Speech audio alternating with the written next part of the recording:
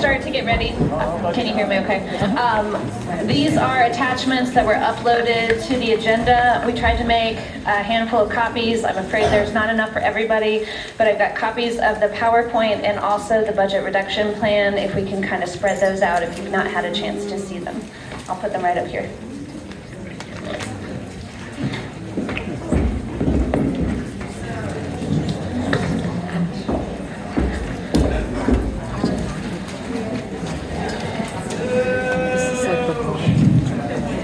And just a reminder, ladies and gentlemen, we're going to try and get through this meeting tonight and be as civil as possible.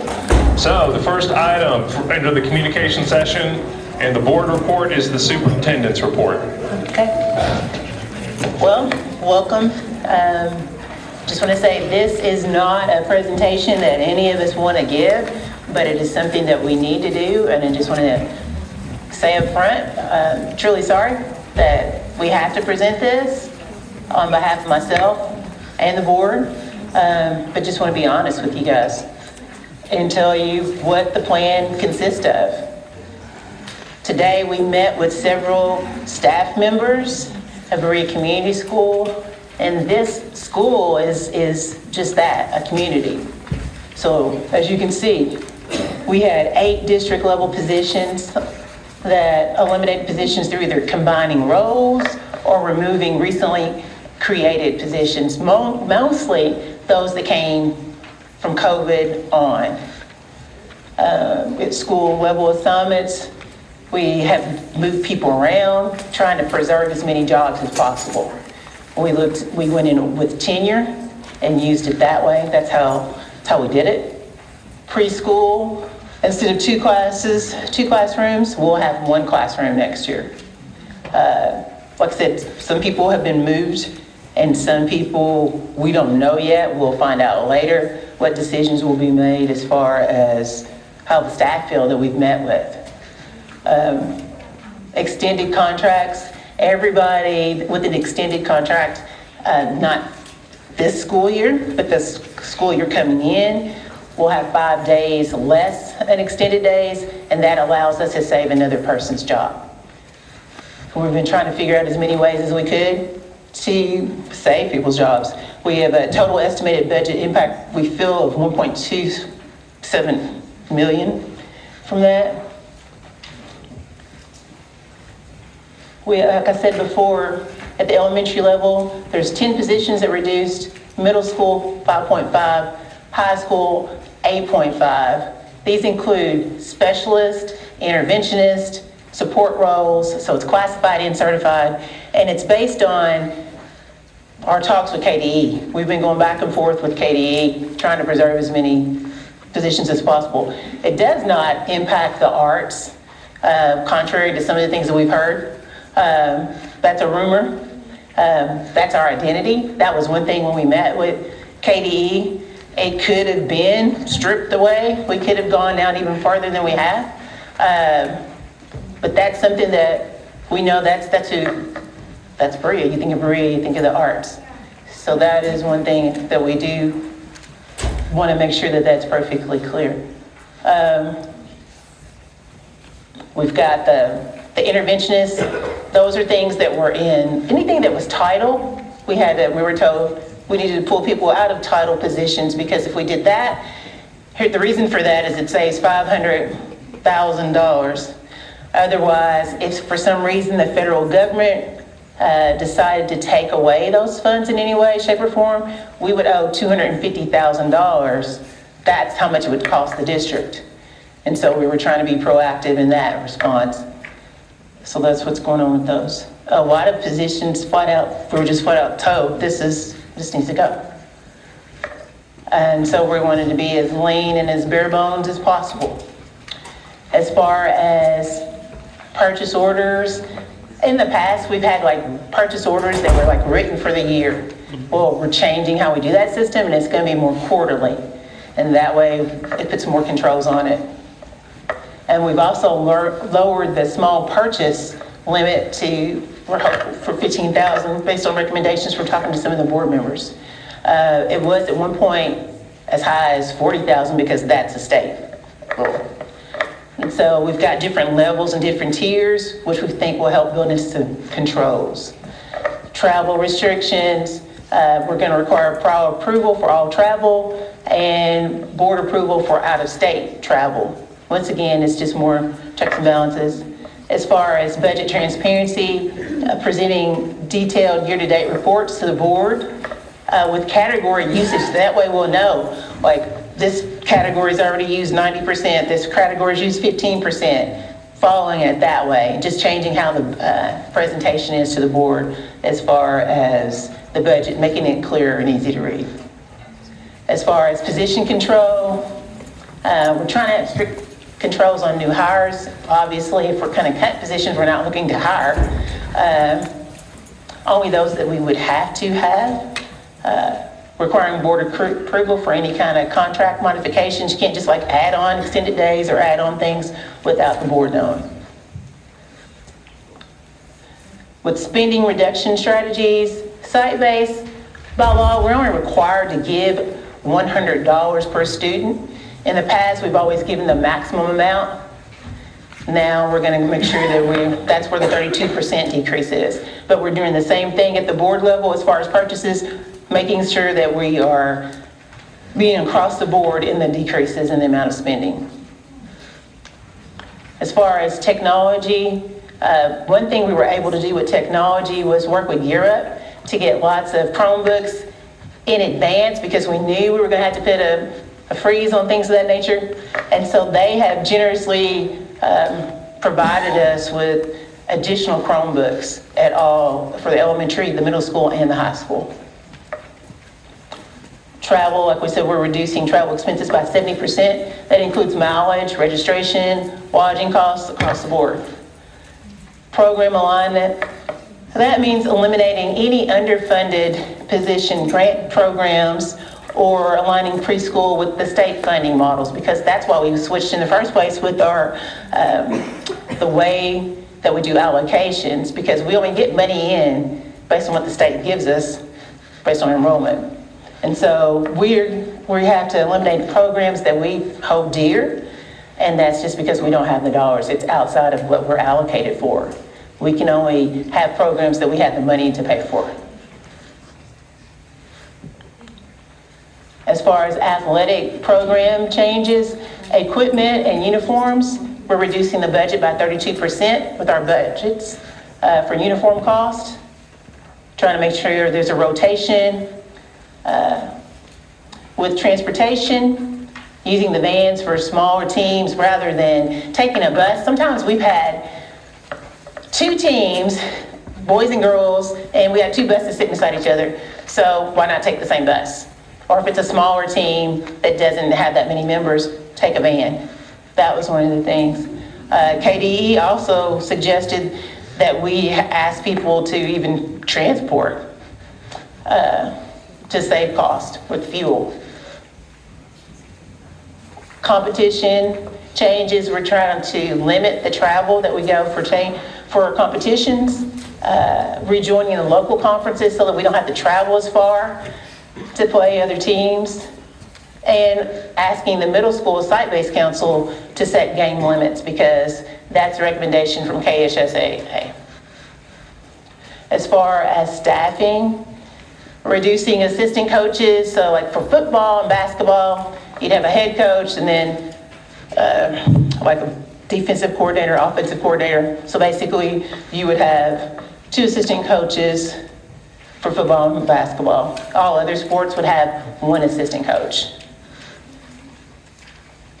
Right now we pay gate workers to work the gates, and a change in that would be actually having teachers sign up to work the gates, and that could mean that you're working 2 games, 3 games a year, and that's done across most districts. Several districts anyway.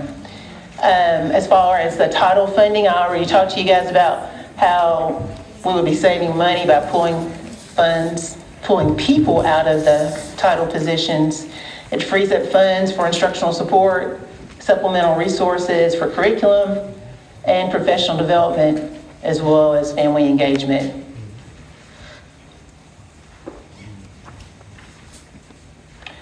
Next steps, we have a timeline.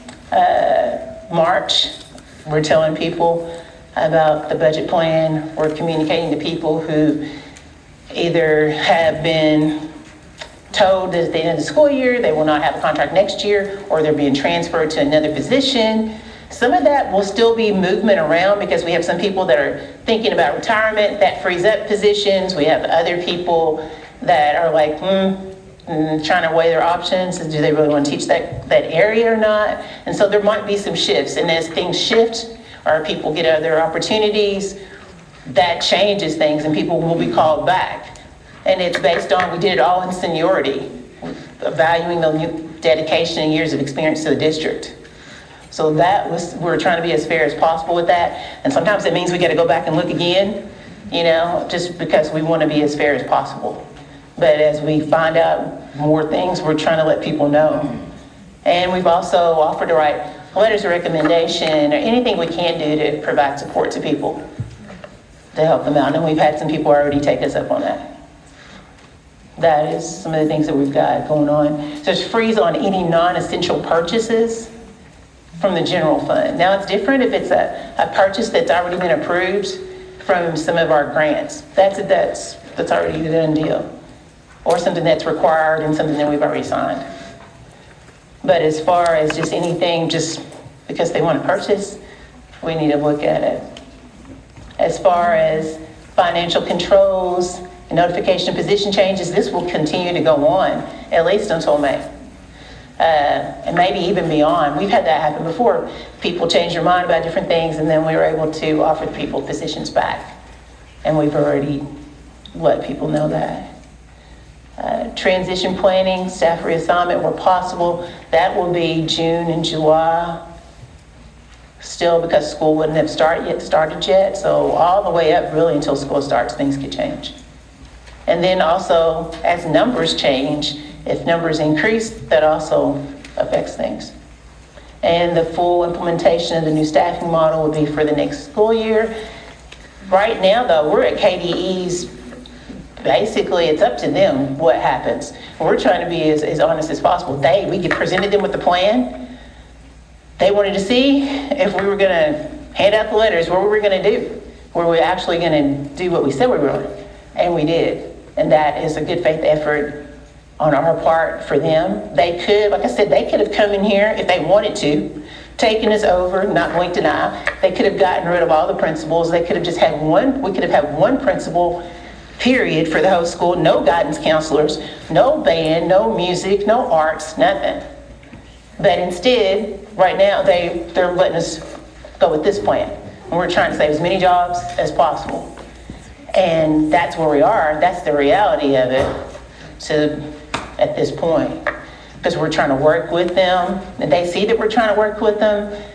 And right now, it's like we keep having meetings with them. When they give us a meeting, we submit whatever information they ask for. Board chair, vice chair, Nathan, everybody. I mean,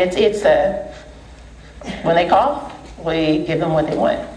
Because they are really working with us, their go. I mean, that's what they want to do. They're trying to provide us with some support, and we're just trying to do what we need to do to keep Berea Community Schools viable and going on for many generations that can. But it takes, constant revisions and constantly looking at different things, every angle possible. We went through every scenario we could come up with to try to, okay, who can we move here? Who can we do this with?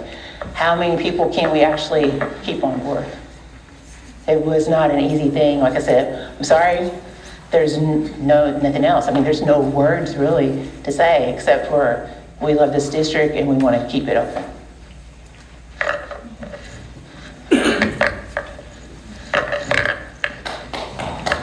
Questions from the board? Nathan stinks. He's building, his goes right, his builds on what I had to say. So we're kind of like a 1-2 punch. Real quick, you said reduction in travel for all levels, correct? Including Yes. district level? All levels. Okay.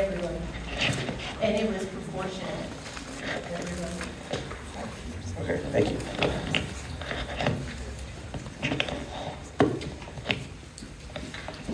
Nathan, if you're ready.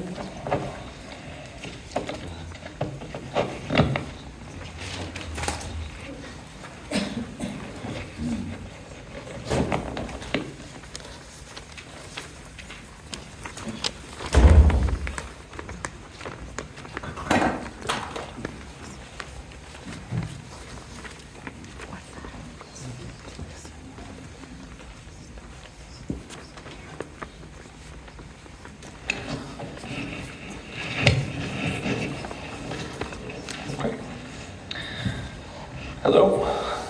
There is going to be some redundancy in my presentation, and I apologize for that, but maybe I'll provide a little different perspective on it. So I'll start with financial reports.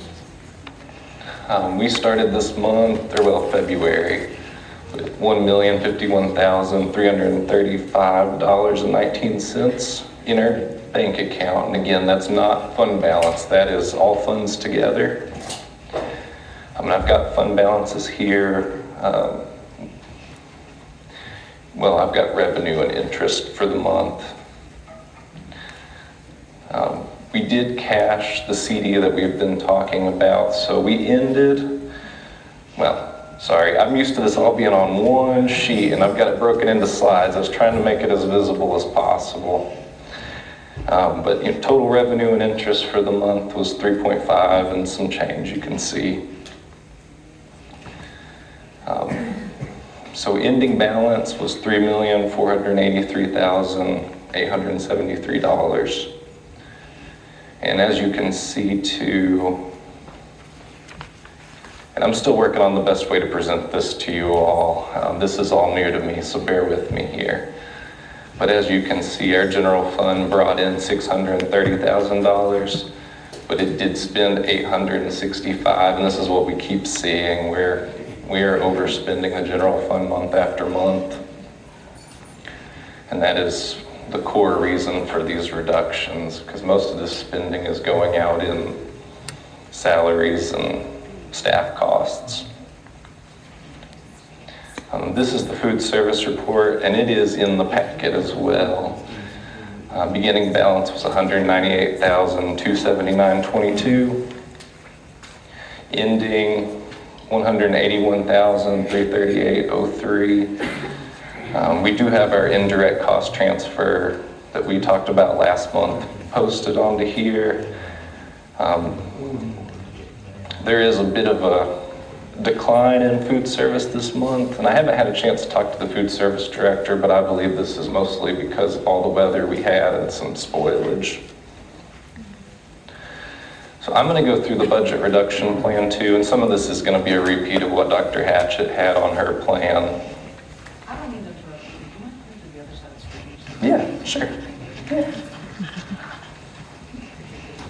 Yeah, I'm not used to being on a stage, so this isn't my thing, I promise. So staffing reduction, and these are the numbers that Dr. Hatchett went through. We are removing 8 district level positions, 10 elementary positions, 5.5 middle, and 8.5 high. And we're reducing our preschool by 1 class, which totals 3 staff positions. And then we are all of us that have extended days that work throughout the year, above the regular school year, we're going to have our contracts lowered. So this is a list of the positions from the district. We are going to eliminate our Director of Operations position. That is the position that was formerly in charge of finance, and it is currently vacant. We are not going to fill that. I am absorbing those roles into my position. We had a behavior specialist, a school social worker, a director of people personnel, a school climate director. That was a grant that ends June 30th. A school bookkeeper position, a technology assistant position, and a district instructional coach position. In the elementary school, it is an interventionist, aide position, a library media specialist position, an elementary pass assistant that is related to special education. And then we have 4 classroom teaching positions and then a coaching position that was also a certified teacher. In the middle school, this is 2 middle school teaching positions, middle school interventionist, our JAG program, which had, there was 1 middle school staff in that, a middle school MSD assistant, that's also special education related, and then there was an additional middle school, high school front office position. In the high school, it is an interventionist, 3 classroom teaching positions, a college and career navigator, a Gear Up academic interventionist. These are both related to the same grant that has ended. Our high school JAG program that had 1 certified teaching position with it, and then a high school certified credit recovery position. And in preschool, that's 1 certified teacher and 2 preschool aide positions. So outside of staffing, and that is where a majority of our spending is, but we need to put some controls into place going forward to make sure that the remaining funds are spent responsibly and that there's proper oversight. So we are going to, Dr. Hatchett mentioned blanket purchase orders. A lot of times what that is, digging back through all of our records, I've seen a lot of large purchase orders that were opened at the beginning of the year. And in my opinion, that reduces, if someone opens a large travel purchase order or a large supply purchase order throughout the year, they don't have to come back and kind of ask permission after that. So we want to cut these down so that we are having more oversight on each and every position, or each and every purchase, I should say. We are putting travel restrictions in place. We're going to require justification forms. If anyone's going to travel, they need to come and bring a justification for where they're going and why and how it's going to benefit the district.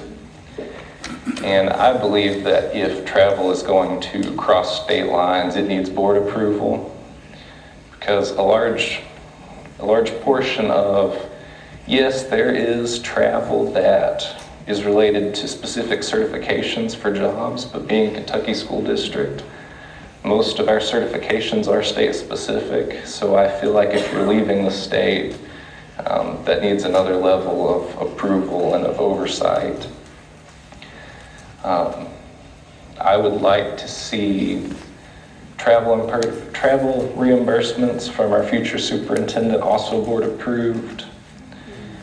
And I am going to I'm going to keep working on some of these different reports and presentations and try to make this as friendly as possible for the board and for the public to be able to kind of digest these reports a little better.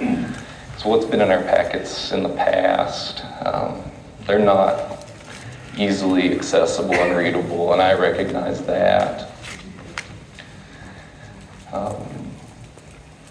I also would really like to lower our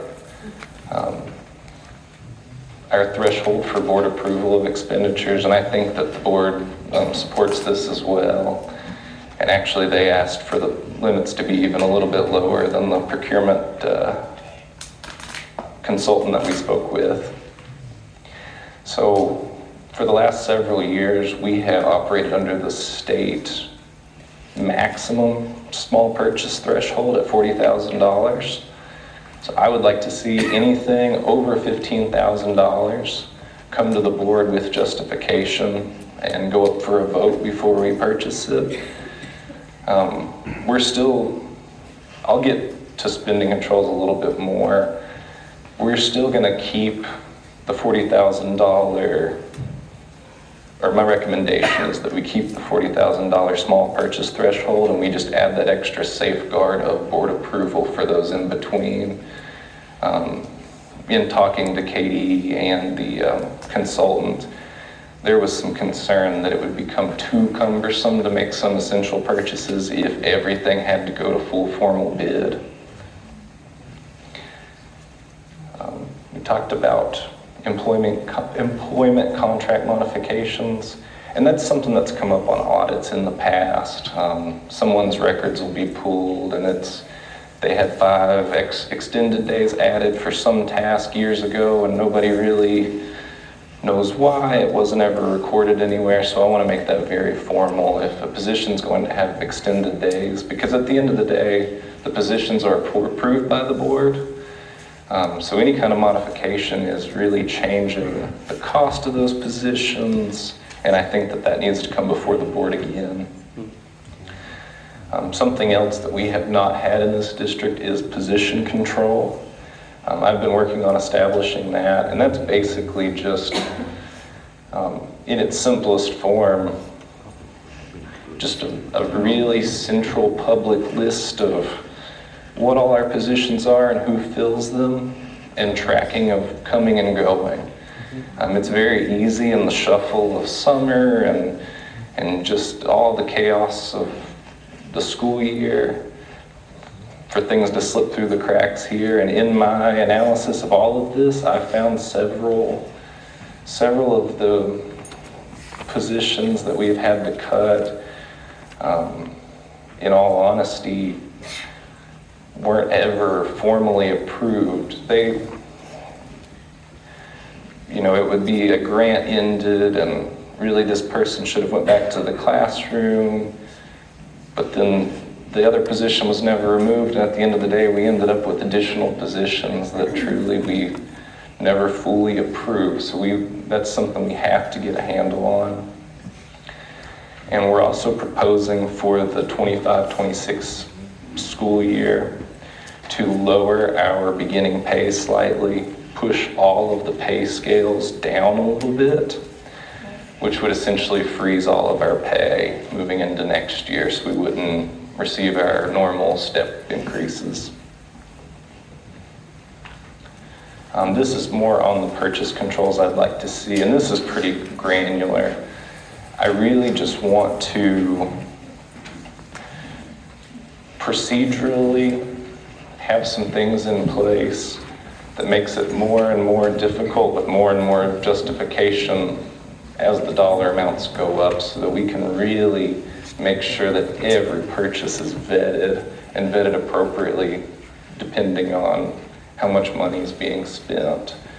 Again, I don't want to make a $10 purchase just completely impossible.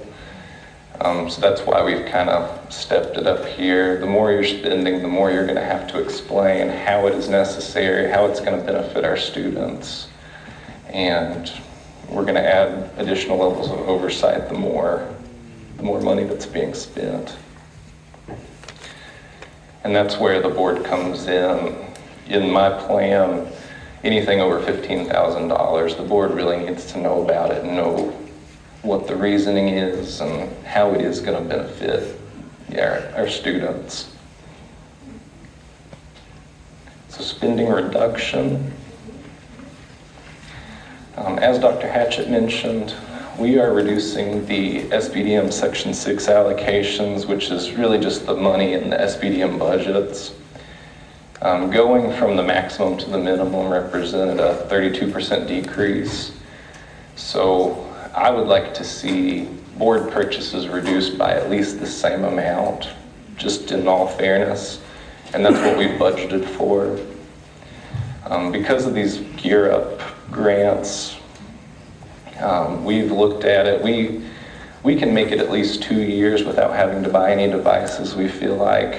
And if we have to, longer, but we want to make sure that the replacement cycle keeps moving so that we don't end up in a position where we all of a sudden have all this old equipment that we need to replace at once. And we have identified and eliminated several underfunded grant positions and programs for next year. I'd like to see us return to regular custodial staffing. This is something that came out of COVID.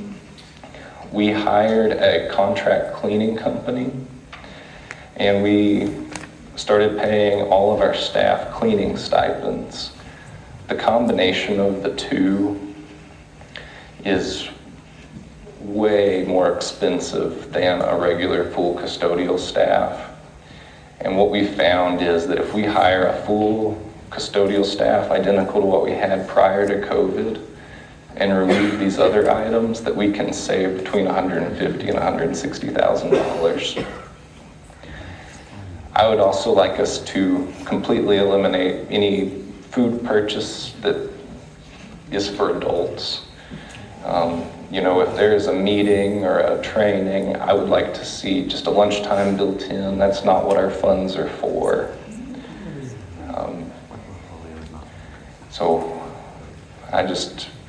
And that's not to say that's something that was done a lot, but it is very expensive when you're feeding 200 adults at an all-day training, and I just think that that's an area that we really need to restrict.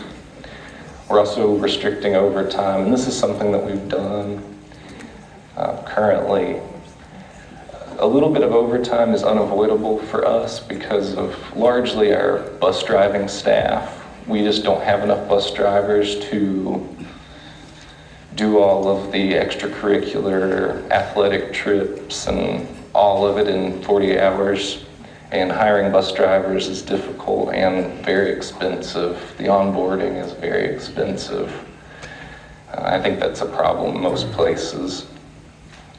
Our changes to preschool do align it with state funding, and it was bleeding into general fund quite a bit prior. And we also this year had added some additional bus monitor stipends of somewhere around $26,000 that I'm proposing we eliminate. Dr. Hatchett covered the athletic changes, and that again is just that equivalent budget reduction, because if we're going to ask the schools to do with less, I think it's only fair that it's the same proportion in all areas. We're going to use our vans more when possible. We are going to try to align schedules. And a lot of this in particular, until we've done it for a year or two, we're really not going to know how much money this is going to save. We're just going to make as many good faith changes to this, but some of it, it'll take a couple years of tracking to really figure out, like on bus trips, for example, we haven't had a great tracking system to say, like, you know, the football team used this many gallons of diesel at this cost. So we'll have to set that up and then kind of monitor as we move forward to see where we're at. And as Dr. Hatchett mentioned, we are also going to reduce assistant coaching staff. So later in the board agenda, there is a draft budget for 2026. It has all of these staff changes applied to it, as well as the percentage reductions. You know, we started this year with a working budget that projected, I think, $14.6 million in revenue, and that's really at the core of our problem. I'm only projecting $12.2 million in revenue next year, and I think that would have been a more realistic projection for this year as well.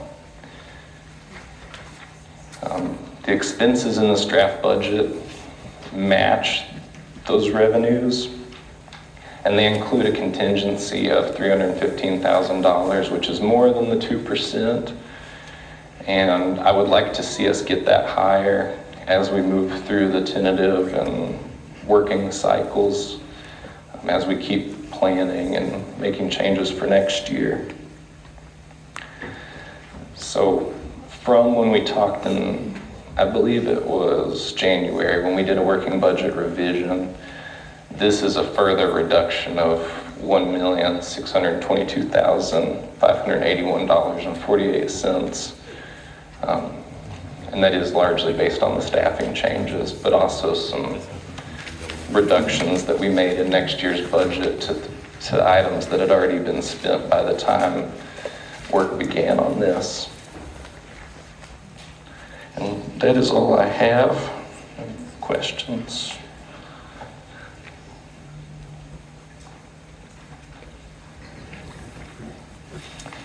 I want to say I appreciate the days and days and days of continuous work on this. It's been really very thoughtful. Thank you. Thank you.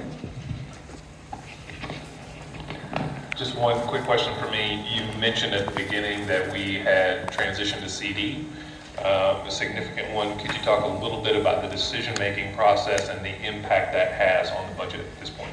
Yes, so we redeposited that. That was one item that honestly KDE took a lot of issue with, because when the CD was purchased in July, we frankly didn't have $2.7 million in our general fund. We did in our bank account, but portions of it were restricted, shouldn't have been invested. So really we were waiting for that maturity to get that off the books, because truly, in my opinion, it shouldn't have been done in the first place.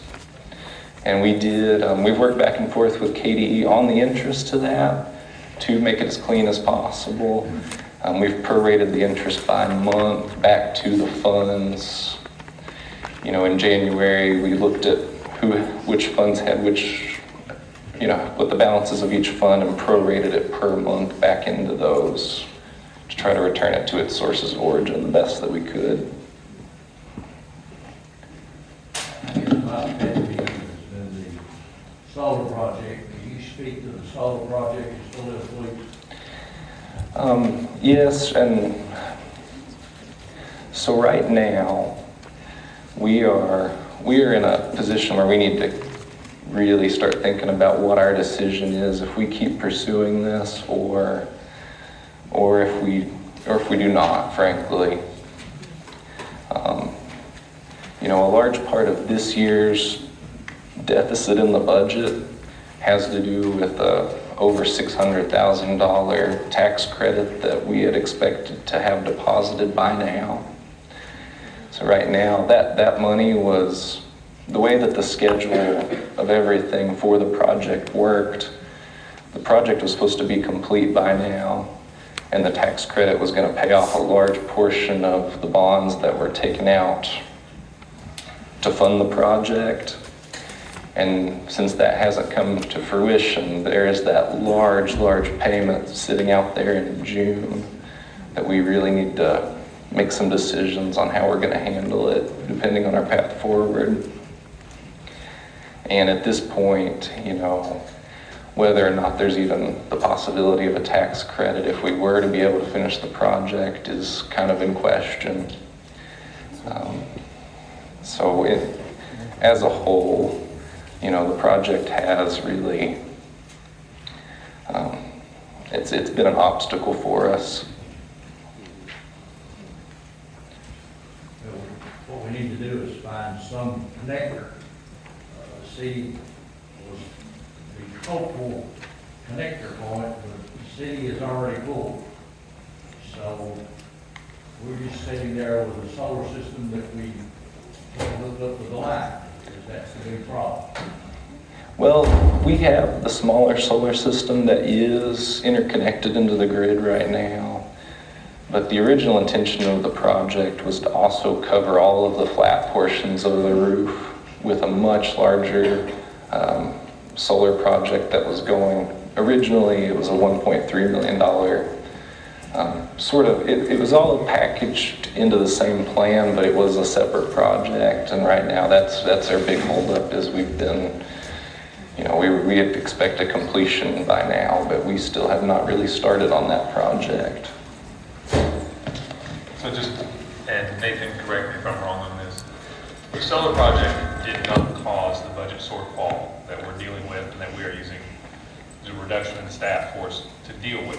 No. But the fact that we do have to deal with that solar project and some of the other issues related to the CD means that some of our flexibility that we might otherwise have had has been restricted.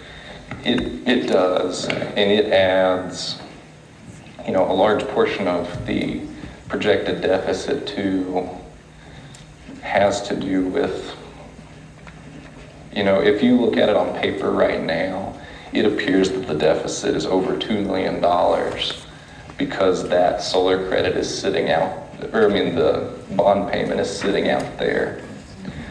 And that, in addition to the 1.3 million that we were projecting completely separate of the solar project, is a real burden. I think one thing, just so that as we move forward, we do a better job with understanding our sort of fiscal obligation, I'd like to understand how the CD came about, because obviously moving things between funds is a real problem and was a red flag for KDE. Not probably the first thing I'd put on your plate at this point, but at some point we should definitely sit down and talk about that. Absolutely.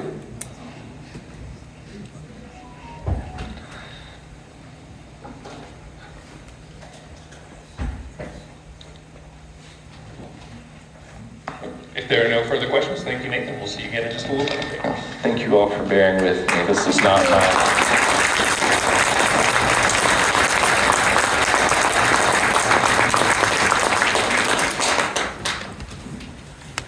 Before we go to audience comments, we do have a few minutes for the board to offer any search discussions on the state of the search, and I've got a few comments to make about that.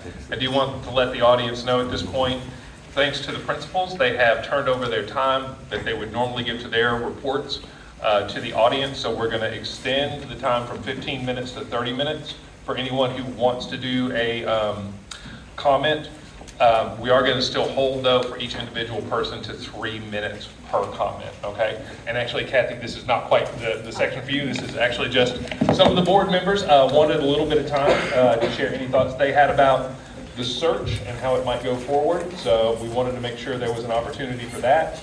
And also, I just wanted to remind people of a few things about the nature of the search and how it's going to proceed before we actually get to your all's presentation. So if there's anything that board members want to share about timeline, how they feel about that, this would be your time to do that.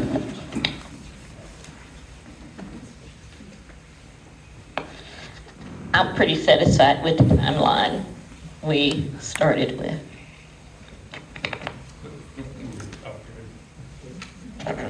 Okay, it's working now. Okay, so the timeline we were looking at, I also had some comments about maybe extending it out further, thinking about how much time is dedicated towards the vetting system.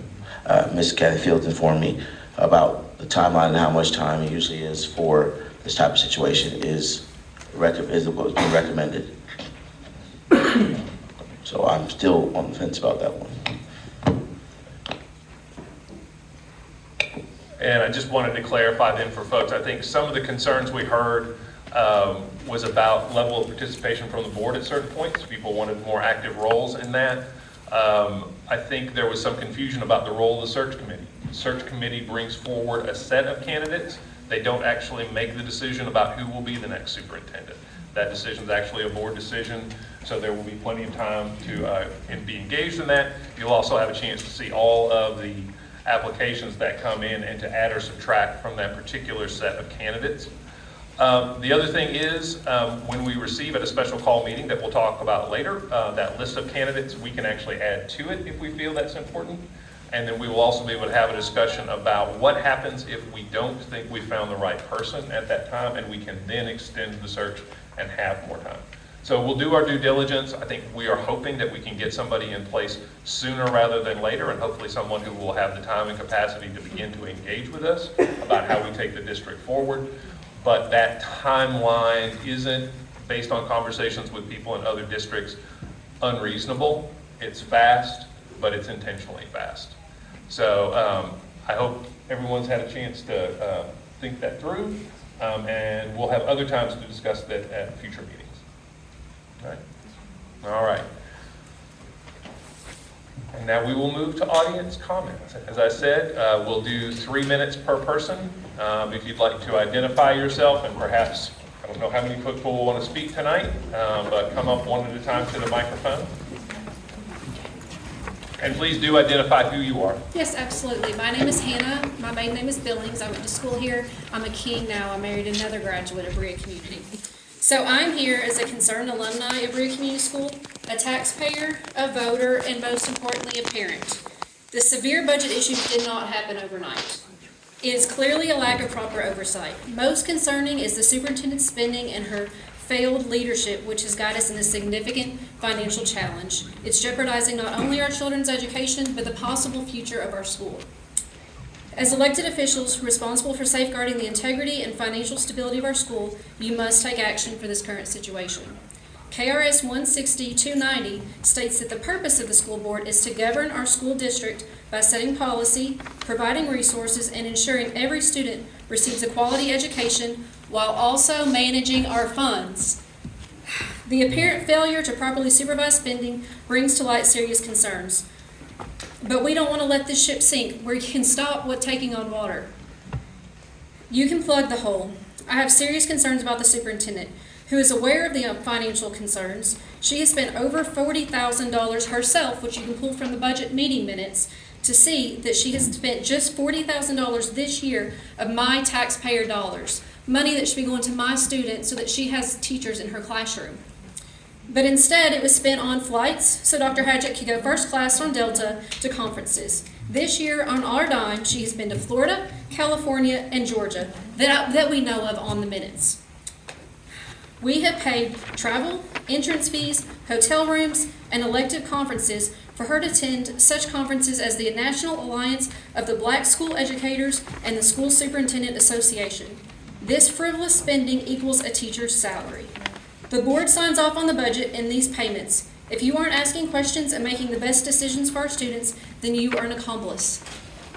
Last week, several staff and today were given their pink slips because we can no longer pay everyone's salary. Last year, our turnover was 12%. And that's 15% if you count who retired to get out of here. It's shameful. Enrollment has continued to decline. I know people who have left. I know people who are now considering to leave because of what's going on now. Do you think that a teacher who is leaving or pink slip today is going to bring their students here next year? No, and a lot of them are probably out of district. So how do we get kids? Some of those people right there are going to be taking their students and they're going to be going to where they go to find a new job. This is perpetuating the enrollment issues that we have had. I know that the board can only hire and fire the superintendent. Site-based counsel covers all of the other positions. So I urge you to carefully consider the superintendent's performance, take the necessary corrective actions. Our community deserves leadership that is committed to transparent and responsible financial management. It is time for decisive action to restore our trust and ensure that resources are being used in the best interest of our students. I respectfully call on you to exercise your responsibilities fully. You can vote to remove her from this position. At least stop her, putting her on administrative leave, and stop her from the careless spending until her retirement date. I believe if she truly cared about her students, then she would already have done that herself. Please take steps to restore the parents, the staff, and the community's faith in the promise that you all want to turn this situation around for us. To those who have been told it's too late, that there's nothing that can be done, and this is you all, please don't ever believe that. Do not have a fixed mindset that your voice doesn't matter, that your ideas are not worthy. I know that you don't teach that in our classrooms, on our fields, or on the courts. You teach advocating for what's right, for being creative, and for not giving up at the first hurdle. Please call KDE, call your representative, talk to your board members, call the media. Tell your friends who pulled their kids last year or are considering pulling them now that their voice matters. We want to hire back not only the teachers who are pink slip today, but additional staff to support all of our students' unique needs here at Berea Community. Thank you for your attention to the serious matter. I hope and pray that you will take the necessary steps to address these concerns. I'm sorry if I hurt any feelings, but I'm really sorry that we trusted you, that you took advantage of our school, that you put my friends' jobs at jeopardy, that my children's education is going to suffer. I have to consider if I'm going to leave them here next year, pull them from their friend groups and their sports and their teams, and then possibly look at the future of this being in jeopardy altogether. Please work diligently to secure a stable and prosperous future for our school, or step down and get out of the way. Thank you.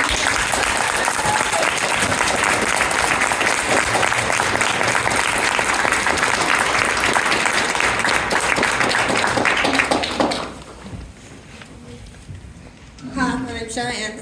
I have 5 kids, one in high school and the rest in elementary. Today I was informed that my preschool teacher was let go. So therefore I'm not bringing her back next year. And then my other child that would have started later in the year, she will not be attending. And then my main concern is a lot of it was special ed. Are y'all going to get rid of the OT and the speech teachers too? Because I have an autistic son that only goes into the classroom for an hour and 30 minutes a day because he can't be in the classroom full time. And his teacher's worried about if y'all are pulling funding, what's going to happen there? And nobody has a direct answer.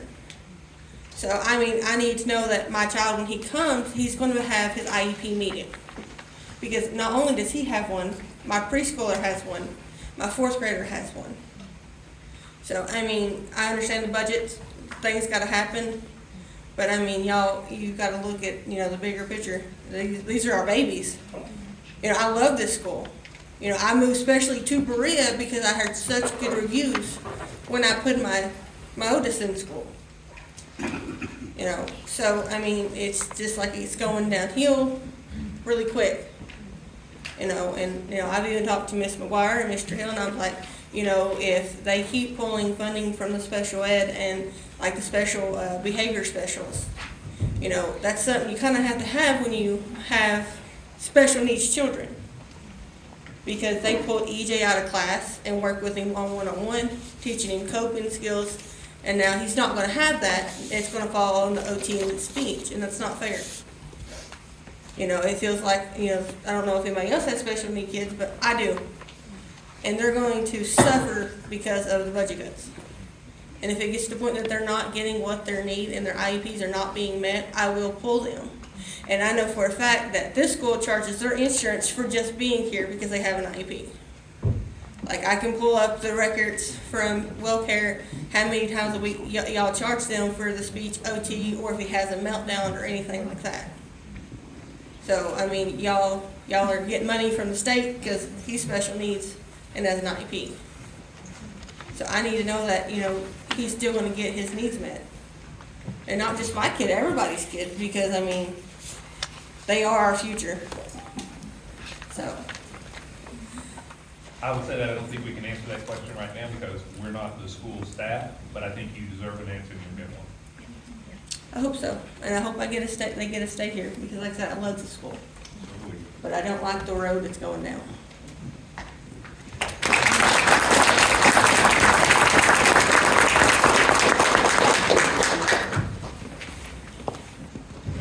Hello, my name is Rashika Richardson, and my daughter is in elementary school, and I just have a lot of concerns about the budget. I'm actually thinking about changing my daughter's schools. I've really been considering it, especially after all of this mess. I actually sit on site-based decision-making for the elementary school and have been the minority rep for the last 3 years. I have sat in this school system for so long and seen all of the things that Diane Hatchett has done. You guys, some of you haven't been on the board. Sarah, I know you haven't. Nathan, you weren't either. It's just super frustrating because my concerns are, how do you guys plan on addressing these concerns to parents? You've already heard one parent who says they're going to be checking their school out. I'm taking my daughter out as well. This is not good for parents. We are super, super disappointed in where this is coming. There's people being pink slipped today, all of that stuff happening. I have friends who's lost their jobs. This is not okay, and I even hired some of those people.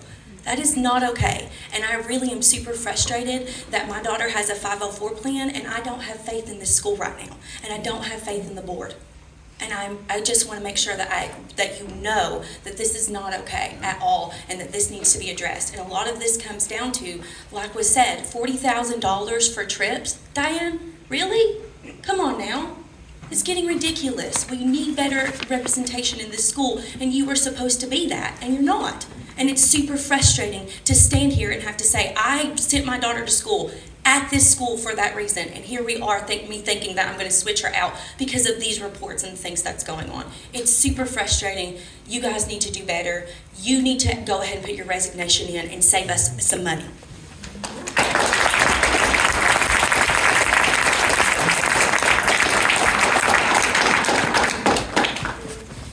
Howdy. My name's Chris Priest. I was pink slip today. I teach chemistry. I was a department of 2, and now there's only going to be a science department of 1. I have no idea how in the world the school plans to operate an entire high school on 1 science teacher. Like that, I just don't, like, what is the plan for that? Chemistry or physics or, you know, other things need to be offered as well. And the other thing is, like, myself and so many other people are having to deal with the repercussions of this. Like, what are the repercussions at the top? Like, what negative repercussions are happening to you?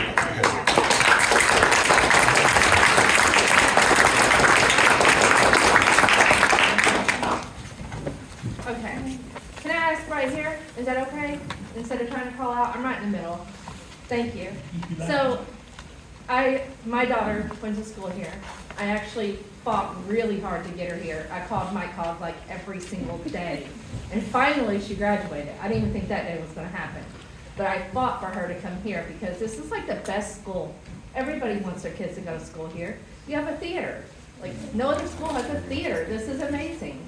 And you're really art oriented, which was something I was very, very passionate about.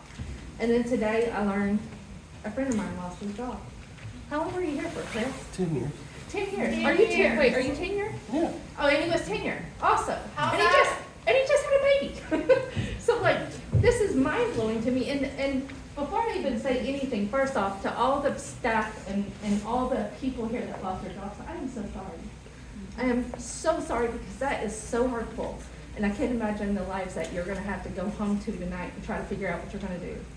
And it's heartbreaking, it really is, especially to find out $40,000 was spent on traveling alone. So I think my question is, who are your top 5 salaries? What are those top 5 salaries? How much do they make? And could they not take a pay cut to even save some of these jobs? Sorry, I'm really nervous when I talk in public because I find myself not being very kind and I'm trying to be kind. So what brought about this misaligned budget, I wanted an itemized list. I wanted to see broken down this misaligned budget, which I'm gonna continue to put in quotations. What caused this? What put this in place to where one day people are just losing their jobs? Next is like the top 5 salaries. What are those? Let's figure that out because I guarantee it's probably not the teachers. And could nobody take a pay cut to save even a job? Not nobody, I meant like in the uppers. How many trips did the top 5 take? How much money did the top 5 spend? And why does it always sound like when the person was up explaining the financial records, everything that they said sounded really geared towards not anybody that was in the elementary, middle school, or high school. It really sounded higher up, everything that, or at least that's how I took it. And then what was the salaries of all the positions lost? What was the salaries of those positions? I want to know the complete total and then compare those to the top 5 salaries. And then how many unnecessary positions are actually at the Board of Education versus like that is actually in the school? And figure out like how many, because it didn't really appear like there was a whole lot going on over there as there were in the part that mattered. How can you get rid of a tenured teacher? I'm really curious about that because I thought that was the whole reason why people became tenured. I mean, I'm not a teacher, but I feel like that was kind of a goal that you accomplished so that you couldn't just be fired. The gate, somebody was talking about using teachers for the gate, so you wouldn't have to pay a gatekeeper, old school. Why not ask for volunteers from the parents? or from the adults, from, you know, the adult people to ask for volunteers to do that. That doesn't really need, you don't need to take a teacher who already works really hard and make them to do that position. Like, they have other things going on. Another thing, a lot that was being said was like, we're gonna monitor this, we're gonna monitor this. Why was that not being monitored to begin with?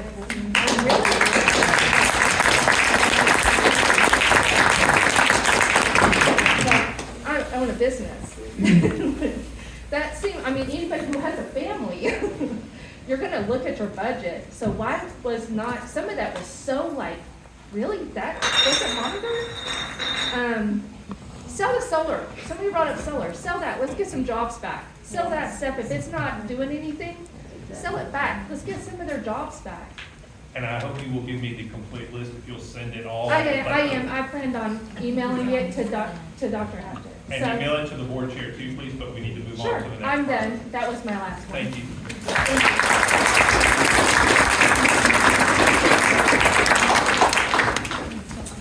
Hi, Sarah Hall, parent with two elementary kids. I guess I'm wondering, and I also just want to reiterate that, well, I'm just really sorry for notice that went out today.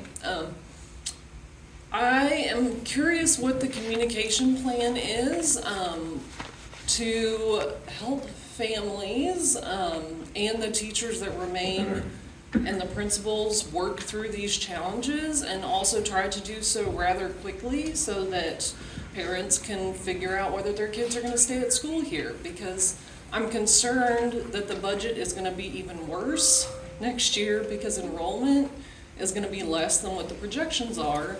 But I'm hoping that there is an opportunity here to try to work through some of that, to think about where parent volunteers can plug in, where there's going to be, you know, opportunities like that. But it's the sort of thing that, like, we need to have, you know, discussions like next month or whatever for people to make decisions about whether their kids are going to remain here or not. So that's my question. What is the communication plan? Are we going to have like elementary, middle, and high town hall type, let's get together, let's figure out, you know, so we can make decisions for our families, you know, and so staff also know who are remaining what it's going to look like. Thank you. To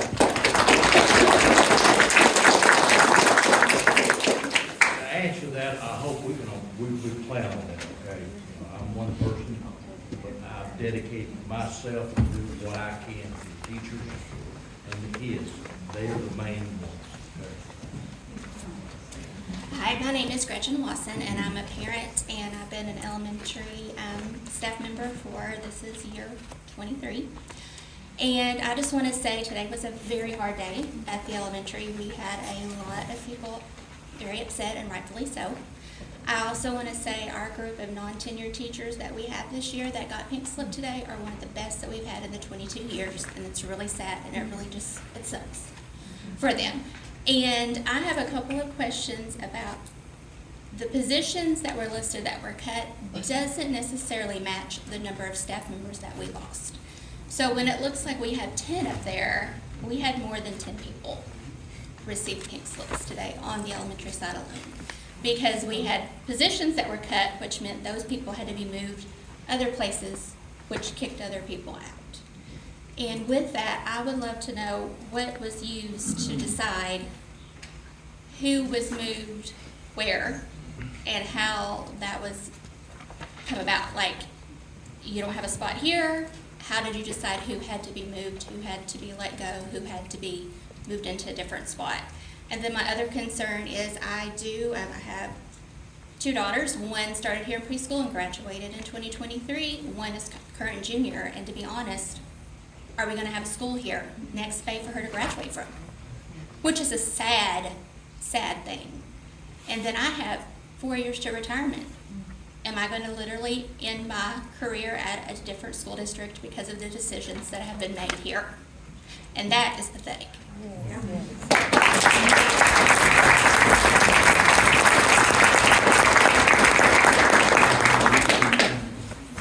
I also don't want to crawl over people, so if you don't mind, I can be loud. So I had every intention, and I was talked out of it, not like talked out of it, but wise counsel kind of got me to think in a different light about what I was going to say tonight. And one of the things that I'm really concerned about is, I had a conversation with my building administrator today. For those of you who don't know me, my name is Matt Jenkins. I was a student here for 13 years, and I've been a staff here for 13 years. Like Gretchen, I also want to retire from here. Now granted, I'm a little farther away than Gretchen is, but I also want to retire. I want my kids to go here, when that happens. So I'm connected to this building, and I have a lot of pride in this building as an alum and as a faculty. One of the things that I'm really concerned about, and I brought this up to my building administrator, was how are we going to recover from this? And I don't mean how are we going to recover financially, because I think that has been well sorted out. But I mean, how are we going to recover reputationally? Because I believe in competition. I think it is a good thing that we have 2 high schools and we have multiple schools in the same city. I think it's a good thing that we provide parents opportunity to have different options for their students. I think that is a good thing. I don't, unlike some of my other fellow Bereans, I don't dislike the school across the cornfield. I think it's a good thing that we both exist. But this makes it harder for both of us to exist. And what I mean by how are we going to recover reputationally, our reputation because of this is going to take a hit. It is going to be hard for us to attract families. It is going to be hard for us to attract high-quality educators because they're going to look at our district and say, well, look at the budget mess. Am I going to have a job in 3 years later? Which is a very valid concern. Like Gretchen, I teach in the high school. I co-teach with 2 very awesome teachers who both got pink slip today, and they are rock stars, and I would bend over backwards to protect both of those teachers because they are fantastic teachers, and we just pink slipped both of them. I worry about the future of our ability to attract the best educators because we have a reputation for getting really awesome. I worry about our reputation to attract students because we get rid of those teachers that are awesome and now parents don't want to send their kids here.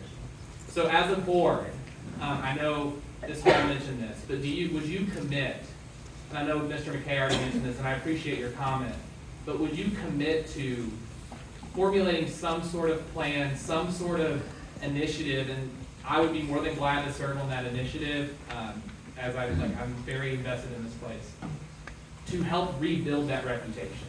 Because we're going to have to do it, and it's going to be hard, and it's not going to be fun, but we have to prove to the city that we're still worthy of being here, because I think that has taken a hit. And I don't think that is being looked at in the same way. I think everybody right now, and rightfully so, is very frustrated with the cuts, and that is a thing to be frustrated at. But we are where we are. We can't backtrack. We can't, hindsight is 20/20. We can't go back and undo it. We're there. But how can we move forward and fix the stuff? Because we know there's issues. So how are we going to do that? Is there a plan in place? Is there a conversation to start that planning and involve multiple stakeholders, parents, students even, teachers, get everybody involved? Because like I said, we are a community here. It's going to take a community to solve this problem.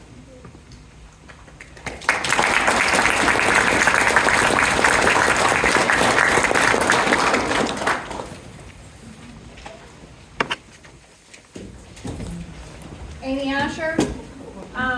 2 of the 3 English teachers were pink slip today. What? How? It makes no sense. 0 sense. And for Dr. Hatchett to say, we will always have arts, we will always have the theater department. No, they just pink slipped them. That's outrageous. Outrageous. This is whole thing ridiculous. Who is going to fill these positions? Is it going to be somebody from the board? Because that is going to be BS. We shouldn't be filling these positions. They should not have been pink slipped. Somebody from the board needs to be let go.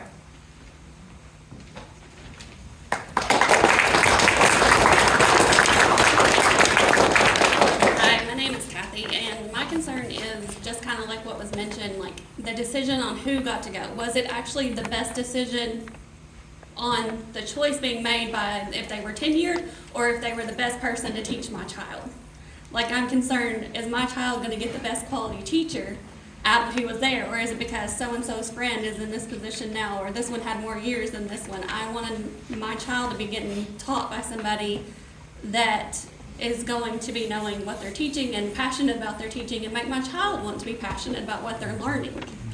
And I also want to know if we're going to make cuts all the way across, like looking at who we got contracts with, even like our lawyer and people like that. Are we going to go back and look at those contracts and renegotiate, or look and see if we need to hire somebody different in some of those positions to cut money? Because that's money coming out of funds as well. As well as, I know we take several buses and different things to daycares and different things. Maybe reach out to daycares and see if they can help do some of the transportation, or cut down our mileage, our radius mileage with the buses as far as reaching out into the city. Look at all aspects. But like, my hugest, biggest concern in considering taking my child out that's going to be a junior next year is the fact that, is he going to get the best that he can get, or is somebody just in his classroom teaching it because they need it somewhere to be stuck?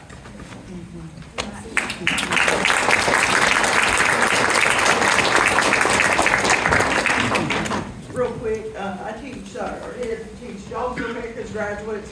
I've been at this school for 24, 25 years. This is where I want to retire. I understand the cuts of JAG. I understand the money part of it, all that, and the why that went down. But what I don't understand is tomorrow I have to walk in and I have to let those kids know that JAG will be no longer next year.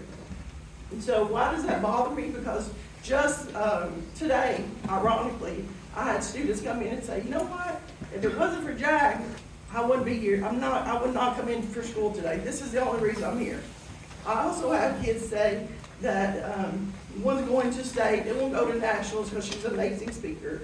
But she came in today and she said, you know, you've heard my speech and she's an amazing speaker. How JAG has changed my life, but I want you to know that I would not be here where I am today because of this program for 2 years. She was an 8th grader, she's a 9th grader now. So now I get to go in tomorrow to say, this program is gone. I want to know what support within our school is going to help me with those 65 kids that are going to be devastated.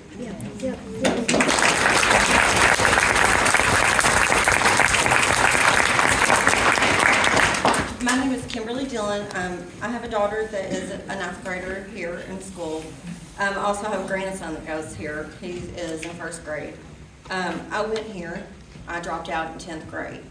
So, Dr. Hatchett, I feel like you've got a lot of heat today, and you don't deserve all that heat. Because as I dropped out, well, I'm 44, I dropped out in 10th grade, there was problems then. I feel like we need to, as parents, be part of the community. You know, I'll be one to say that I don't volunteer, but I'll start, because I feel like that's what we need is volunteers. And we need to try to bring love back into the school. I feel like growing up, 9 out of 10 teachers was good, and there was that one new one. And now, a lot of them isn't as good as they used to be. And I won't name names because I'm not like that, but one got pink slipped. That has been very hard on my daughter. My daughter is homeschooled right now. She's having health problems, and that wasn't caused by you. That wasn't caused by these budget cuts. It was caused by stress. And I want my daughter to be back here. Her name is Kennedy, and she was named after Mr. Kennedy, because my best memories growing up was right here in this theater.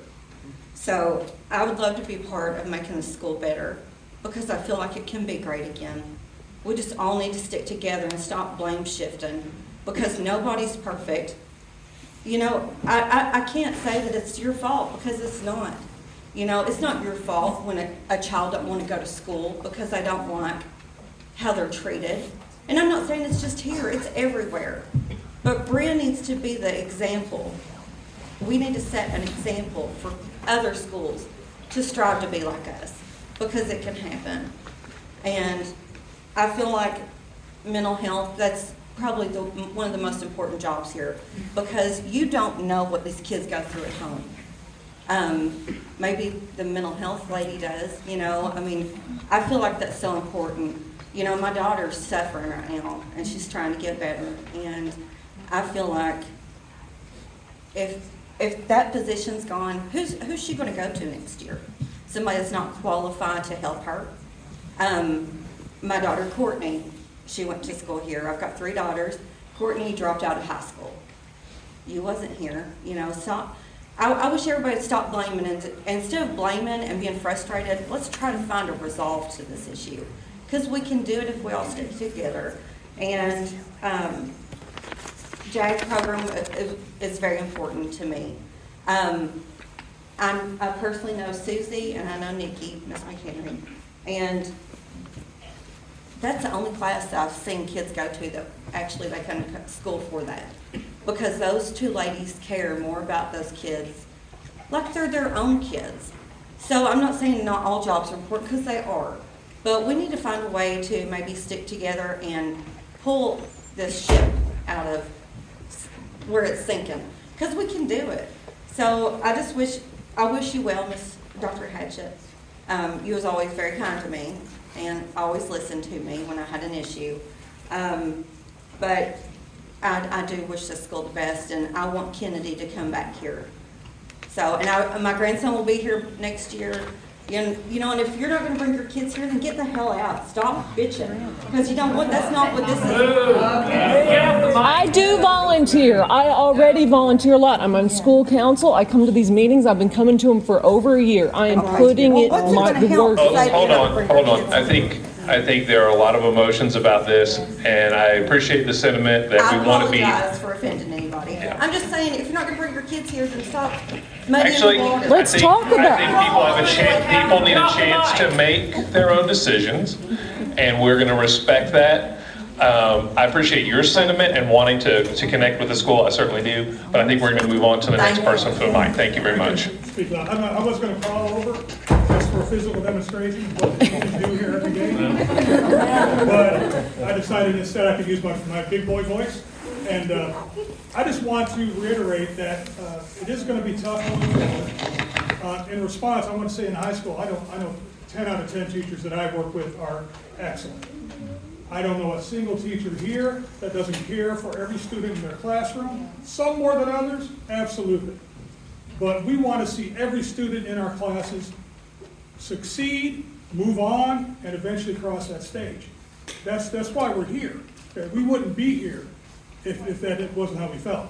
I have taken pride in my time. Some of you on stage were responsible for my being here, and I appreciate that every day. I came here with my goal of having a private education in a public school, and I have seen that done repeatedly, no matter what the hardships were from the teachers. All I would ask of the board is that with these austerity measures going into place, things like we can have the faculty cover this and this, we cover enough.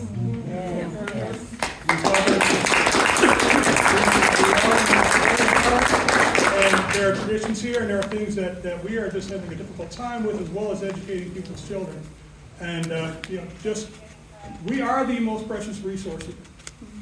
If you start losing teachers like us, the roles can be filled, but will they be filled at the same quality that we've got now? I don't think so.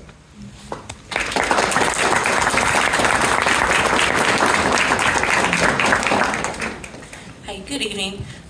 Ashley Hammond, parent, elementary, SPTM rep. I have a second grade child, and I echo many sentiments that were expressed this evening. I do want to add with the elementary kids need art too.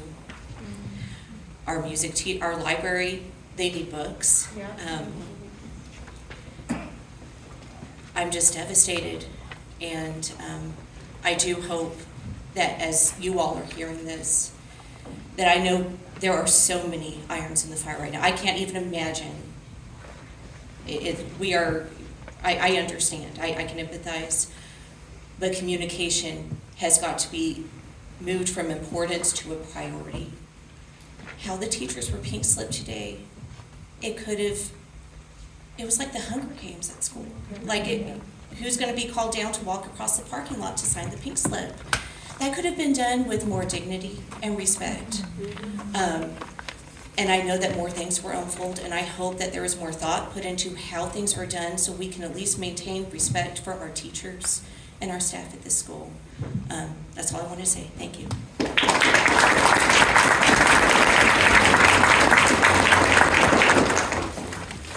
My name is Andrea Woodward. I'm a mom of 2 kids, a middle school and high school, the wife of our only science teacher in the high school who's remaining. I don't know how you're going to meet state standards with 1 English teacher and 1 science teacher in the high school.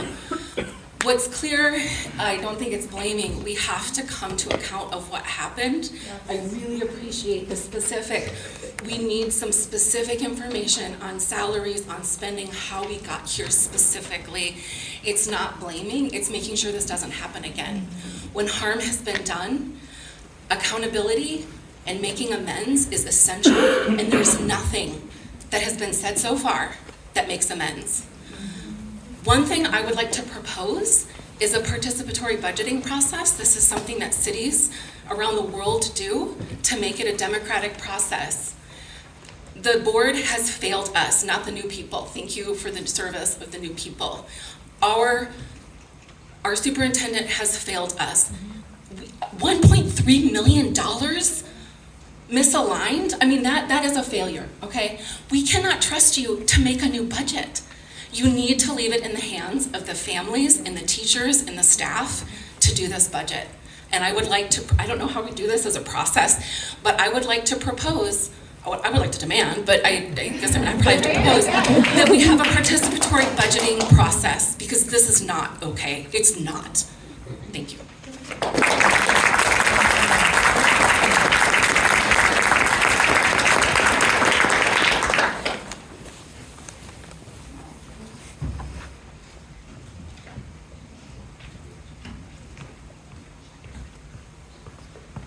Hi, my name's Katie. I didn't really plan on saying anything, but I really support most of what's been said. As a parent, my biggest thing is I'm just confused. Like, I feel in the dark on all of this. I wouldn't even have known that certain people got pink slipped if I didn't have some friends within the school. As a parent, I don't even know how to make a decision about keeping my kid here or whatever, because she's in special ed, right? The list that I saw, there's no specific teachers listed. I don't know, are there gonna be enough aides in her class? They were talking about some of the middle school aides got pink slipped. How does that actually legally work? I thought that there had to be so many people in a classroom, like a special education classroom, to the students.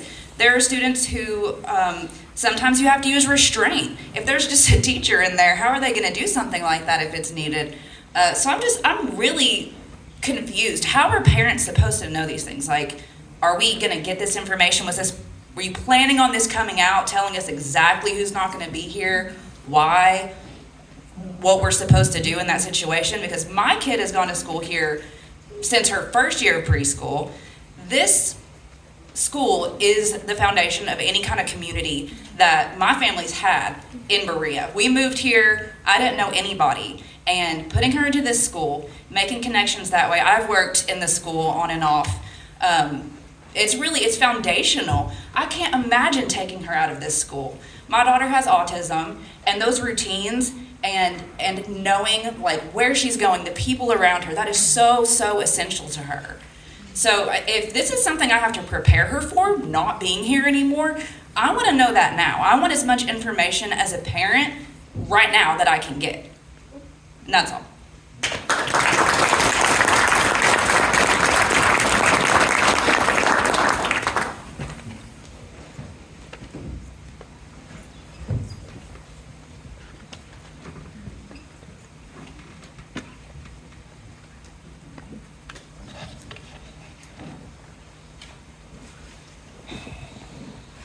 Share the desire to give more answers than I think we have tonight. What we can commit to is that we will take the notes, what we learned from you all this evening, and we will give a full reporting by the next board meeting, if not also in the interim I know it will involve parents, it will involve teachers, it will involve students, and it will involve the principals and other administrators.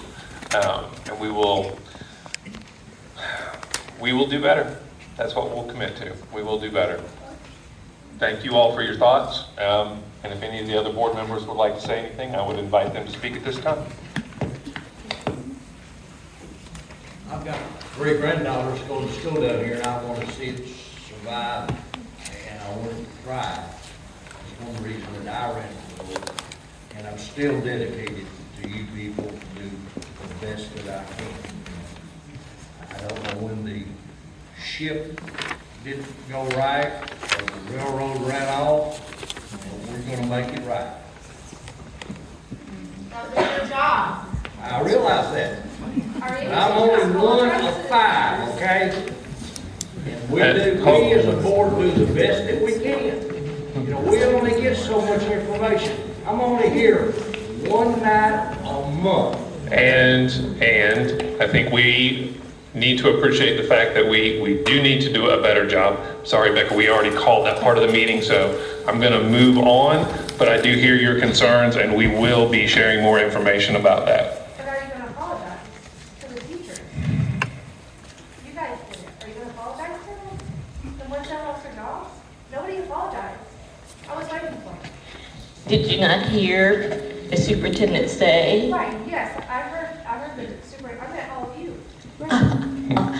I certainly appreciate the work the teachers and the staff have been doing. And all of us on the board are just as pained to come to this point as the superintendent and the other staff. Hey, Jay, people should be able to respond to the comments that are being made. May I say it plainly? We've already, I think you helpfully pointed out, someone, I apologize, helpfully pointed out, the role of financial oversight is that of the superintendent and the school board alongside the financial officer, and we did not succeed. And for that, I will apologize, because that is what has brought us here, and that's what made today hard. That's what will continue to be hard and made today extra hard. And the people who are affected are not the people who got us here. Correct. So. Correct. Right there.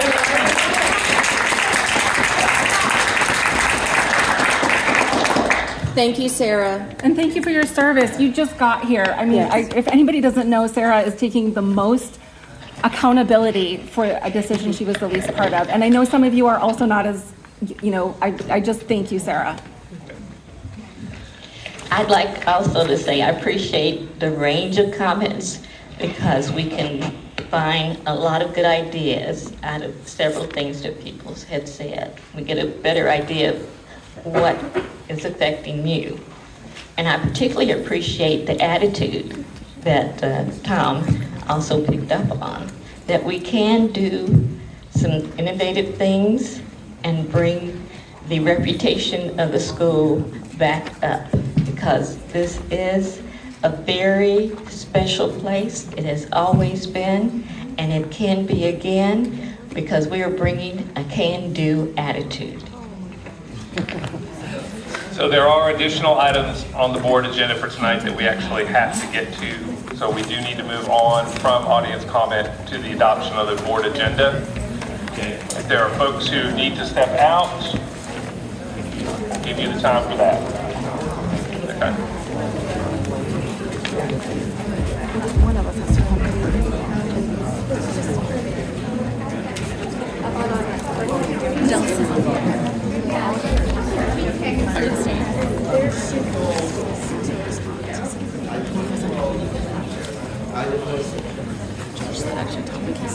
I say that I'm a father of 4 boys here in Berea community, and I've been in the community for 15 years. I volunteer for both basketball and football, and I volunteered to be on the board of education. I am learning again that not only is there a big family that needs, again, communication from the top level all the way down to the bottom, but there are important people who work here, and some of them will let go, who, again, affect the children every single day of their lives. So I appreciate their hard work, and I want to thank them for impacting the lives of my children who are preschool, 3rd grade, 7th, and 8th. All right. So we need to adopt the board agenda, but we need to move actually one item from our business consent items over into the business action items. Because of the recent austerity measures, I don't think we can deal with the state field trip in the part of the board agenda that it's currently in, which is in section 5.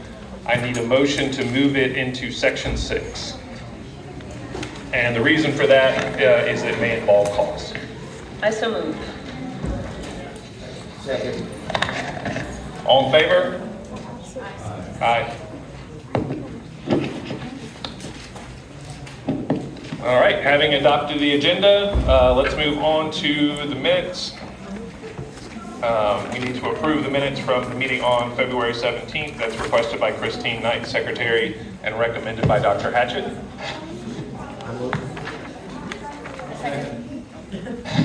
All right.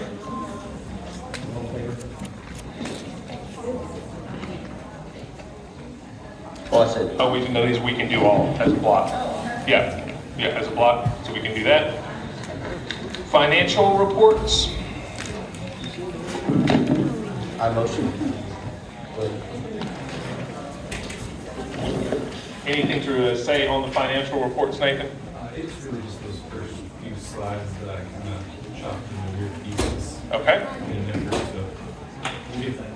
Questions from the board members?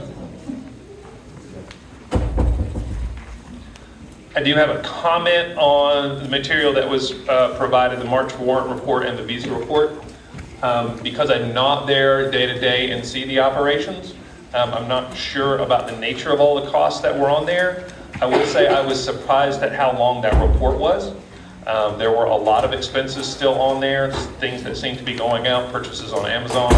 I think I would expect by the next board meeting that would be significantly reduced. There will be fewer and fewer expenses that show up on that. And I don't know exactly the process by which we communicate that to staff and make sure that those charges simply aren't made. We have to make sure that we're taking care of those funds, particularly over the next few months as we try to get through the end of this school year. That is something that KDE will look at very closely. So I think if we continue to have high levels of transactions going forward, we're going to be in real trouble with them. So we need to make sure that that message is tactfully but clearly communicated to folks. And on that, I will add, if it's okay, and if you want clarity on any line item in that, let me know. And I will. It may not be a quick response given what we're working through, but that is one thing that you will keep seeing on that. And I do completely agree that spending needs to continue to slow down. This is kind of like trying to stop a train in some way. But there are also anything purchased by a grant or regardless of the source of the funds, it's all going to show on that same report. I think it would be, and I can provide that by fund. I think it would be unduly burdensome though if we have to go through each line item, particularly for the next little bit. I think just sharing the message that needs to slow down, not slow down, it needs to stop immediately. I think that's probably the best way, but I would appreciate if we do have items on there that we can take that approach. Next item is the draft budget presentation. Well, that was kind of in my slide Okay. too. Now, it is, the good news is it is balanced. It does have more than the required contingency. And to be, this is what's supposed to happen in December when things are good and normal. So this is a draft, and it's kind of setting the foundation for where more input is needed and more planning is needed. Right now, the remaining staff is all reflected. I'm confident that's all very accurate. The rest of it is kind of, operating within what we have and setting limits, but now we need to do the work of figuring out how we do that thoughtfully with these, as we pull budgets down and try to get things under control. we're moving into another phase of the budgeting process where we are going to need stakeholder input and thoughtful planning within those. Actually, I'm going to stop you for just a second. Actually, move you to the mic. And if you could talk a little bit, or do it from there, that's fine, with the microphone. Talk a little bit about the stakeholder planning, but also talk to me about, this is our draft budget. We'll be working with KDE on it. What are the next steps in that regard? Yes, and so the draft budget has been shared with KDE. We're still working very closely with them to make sure that they're comfortable with their plan and confident in it so that we can continue, sort of the goal on this round of the draft budget was to show them, or for them to decide whether they were going to let us continue the planning or they were going to come and do it for us. And so right now, I feel like it's been positive. I think that KDE was pleased to see a balanced budget within realistic revenue amounts. And so now the next big lift is we are going to be operating with less than we have in years past. So we have to figure out exactly how we are going to do that thoughtfully. And that's going to take input from other people. I can look at how much money we have and kind of proportionately reduce it, but that's going to take some really intentional planning. And it's something that we have to do, at this point, we're in the middle of March.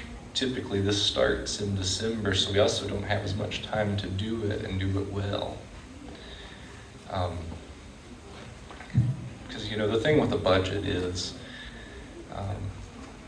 and I've done my best to really analyze what we've done in the past, for many years, really analyze all that and figure out where we can reasonably operate. But budget means nothing if we don't actually stay within it. I think we've seen that. All right, thank you. So just to be I clear. have a question. We had a strategic plan to go along with it that included budgeting into it, along with every department, everything. How are we adding those two together? Is it working with KDE? Are they looking over our strategic plan that's going to go for the future, or are we scrapping it? KDE hasn't been involved directly with the strategic plan. It's kind of its own separate item. That was a local initiative. And certainly, I think, as far as, I think I kind of jokingly said one day, and don't take this the wrong way, my strategic plan is that we spend less money at this point, at least from my seat and my, the portion of it I have control over. So I think especially in a time like this, having a good strategic plan is very important. I can tell you, from the human resources side of things, because that is a hat I am also wearing.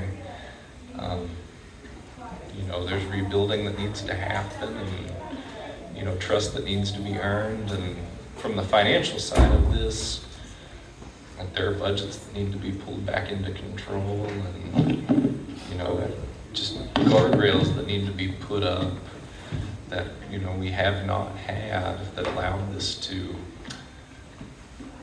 allow us to get to where we are. There just needs to be more oversight and more. And I think at that point, we're really getting into the processes that need to be put in place. For this particular agenda item, the budget that's in front of us, one of the things I just want to be clear about, this is just a proposal. This is something that we will then work on with KDE. They will have to take into account our property tax valuations, our SEEK funding, any adjustments in that, and we are meeting with KDE on Friday and should have additional information regarding those sorts of things. So this plan isn't a draft that's anywhere close to finalized. There's going to have to be significantly more work on it so that when the board is talking about approving this, we're just approving it to move forward. We're not signing off on these amounts for the year. Yes, and in a typical year, KDE wouldn't even look at the draft budget. So this is a little bit, it's really just kind of the foundation that we need to And in this case, it's kind of the frame that we need to rebuild everything within. But there's certainly, there'll be 2 more. Next will be the tentative budget, and then, on down the road, we'll adopt an actual working budget, and hopefully it gets approved this time. Many of us are newer to the budgeting game for schools than others, so just want to make sure people understood the item that was on the agenda. Yes, and Katie has, outside of looking at it, they've done us some favors, like they ran our seek forecast early. Typically that comes out a little later, but knowing that we really needed to have a firm idea of where we were at, they've really taken some extra, they've provided us some extra help to try, knowing that we don't have as much time as we normally would. They've been very helpful. Yeah, even in the law, they call them 3 different, like, it just says draft, that's why it's easier. It'll say working. Yeah, I think it's just important that everybody in the room understand that, and I know that as somebody who is fairly new to this, I would not have known that prior to having spent probably more time than Nathan wants to with me. So thank you for clarifying for the room. I do appreciate that. I believe that is all the items under the consent items for board consideration. Motion to approve those items? Second. All in favor? Aye. Well, let's move on to the individual items for approval. Let's deal with the out-of-state field trip first. It no longer has a name. Is there anyone here to speak to that? I will. It's a 5th grade field trip to Cincinnati. Well, we need to know actually our costs, because at this point we are having to reduce all costs in terms of travel. The 5th grade has raised money to pay for it and cover it all themselves.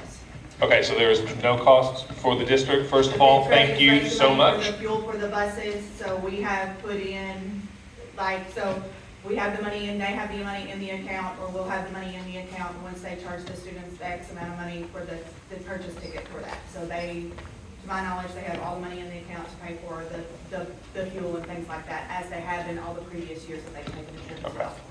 So moved for approval. So approved. Thank you. And thank you for taking care of the students that way. We do appreciate that. Okay, Kathy, I'm sorry you've been here so long, but item A, superintendent survey results and recommended qualities. We are joined tonight by Kathy Fields, our KASA representative, and I will turn it over to you. Thank you. Since we met last, we've had several things that have occurred. Your screening committee elections have been fulfilled. We have a representative from each of the role groups. Your principal rep is Kelly Caldwell. Your board member rep as assigned is Nathan Hackett. You have 2 teacher reps, Jennifer Cornett-Hodson and Matthew Barnhill. Your parent rep is Michelle Ramsey, and your classified rep is Natasha Johnson. They have an email that's gone out to them with all of the details.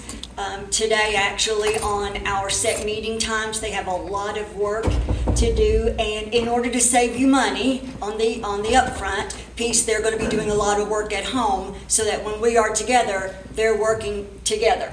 So the work that they're doing at home is the preliminary, reading the applications and that sort of thing. So I'll explain all of that on Friday when I send out the second email, which will also have a confidentiality clause attached to it. You will get that as well, because it will also contain every application that's coming into you for your eyes. When I left the office today, we had 12. The application process closes tomorrow at 5 o'clock. So I'm anticipating that we could have a few stragglers, but 12 is a very good number for a district this size. I'm really pleased about that. We also completed the survey results. And what you did was you asked us to solicit the input from your community, your staff, to give you some qualities and characteristics of the next leader that they were looking for. And the top qualities from a wonderful response, you had over 200. I've dealt with much bigger districts than Berea Community Schools with a much, much, much lower response. So I think that speaks very highly of your community and what you've heard tonight. In fact, they love you and they love your school and they love having their kids here. But here are the top qualities that came from that survey. The top number one was preferred superintendent experience with evidence of honesty and integrity. Now, you're going to hear a lot of the word evidence tonight. And again, your screening committee is going to have to vet, so they're going to look through all of that information that they're going to receive on Friday and look for evidences of these qualities. Okay, so it's one thing to say I'm honest and I have integrity. It's another thing for you to find evidence that you've done that. So that's the first one. Evidence of strong budgeting and finance experience. So we will be looking for evidences of that. Evidence of strategic planning, of visionary leadership. Evidence of a strong community commitment with high visibility at school events and the ability to work well with local leaders. And then a strong evidence of communication skills. So those were the top 5 that came from all of those 200 responses. Several folks may have written a little bit more and just, delineated a little bit more on that particular topic, but those were the top 5 that came from that. So again, I think you had a really great response. For that, again, the applications will close tomorrow at 5 o'clock. So what I need from you tonight, Mr. Chair, is the qualities and characteristics. If these 5 are the ones that you want your screening committee to vet for evidences of, if there are any additional qualities and characteristics that you want them to look for. And remember, these folks are doing your legwork. They're doing your work. They're going to spend, we're going to spend about 10 hours together, but they're probably going to spend another 5, maybe even more outside of our working time together doing your legwork. So they're going to find out about these folks for you. So I need to know what your qualities and characteristics are. And then, as I told you earlier in my presentation and then again tonight, you're going to get every one of the applications. All right? That's what makes KSA's search a little different than some of the other firms. I want you to see them all as they come in. But what I need from you tonight is the number of applicants you would like the screening committee to bring forward. Again, that does not say that you cannot add or you cannot delete. It just says if you want 3, we're going to bring you the top 3 based on these evidences. You want 5, we're going to bring you the top 5 based on these evidences. And then what they will do on their last night together, we'll sign off. These are their recommendations, and then I'll thank them on your behalf. Their work is done. And then your work is starting. So that's when the real work starts, when you start looking at that. We'll meet together in a closed session, talk specifically about what we've discovered about some of the candidates. If there's ever a question that you might have about a candidate, why they didn't get put forward or why that person did get put forward, that's when we'll be talking about that. And it'll be closed session because it'll be specifically to people. So what I need from you tonight is whether or not you approve these qualities. If you would repeat Yes. the qualities. Yes, I would. I'd be happy to. I'd be happy to. And you all should have received these in your email as well. Preferred superintendent experience with evidence of honesty and integrity. Evidence of strong budgeting, finance experience. Evidence of strategic planning with visionary leadership. Evidence of strong community commitment with the high visibility at school events and the ability to work well with local leaders. And then evidence of strong communication skills.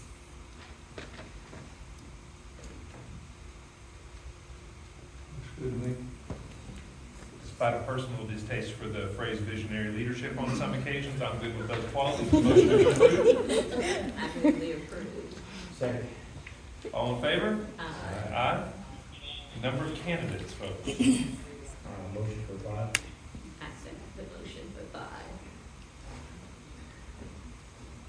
Identifying 5 candidates means that we would interview 5, or we would just get the recommendation for the top 5? Well, if you say you want 3 or you want 5, we're going to bring you those top 5 based on their screening, the screening that they've done.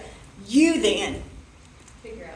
you get to start, we'll start all over. You can look at that and say, yes, and Nathan being on the committee representing you will also be in the room with me when we're talking about these people. And when we vet, part of that is literally calling their references, asking very pointed questions. I've recorded some questions based on what I've heard tonight that I think you're going to want to know. Those are very pointed questions. Again, he'll be able to say, we heard from this person that said this, or we heard from this person that said that, or we had a board member that was serving and that board member said you don't want that person. And those kinds of things are the things that you'll hear us report back from that. But again, that doesn't mean you're going to interview 3. It doesn't interview 5. It just means this is the work that your screening committee has done on your behalf. And then if you don't like it, you can pick it up and we can go in a different direction. I think we had a motion and a second, so all in favor of 5, say aye. Aye. Any opposed? 5 it is, and we will begin our work officially tomorrow, and I'll be sending that information out for you as well, so if you'll look at that, and then we'll plan on meeting in a closed work session on the 31st to receive those applications, and your work begins. All right, I think the next item is actually a special call board meeting, which will be on March 35th, 2025, at 7 p.m. That will be after a work session for your team. Board members, any objections to that time? March 31st. 7 p.m.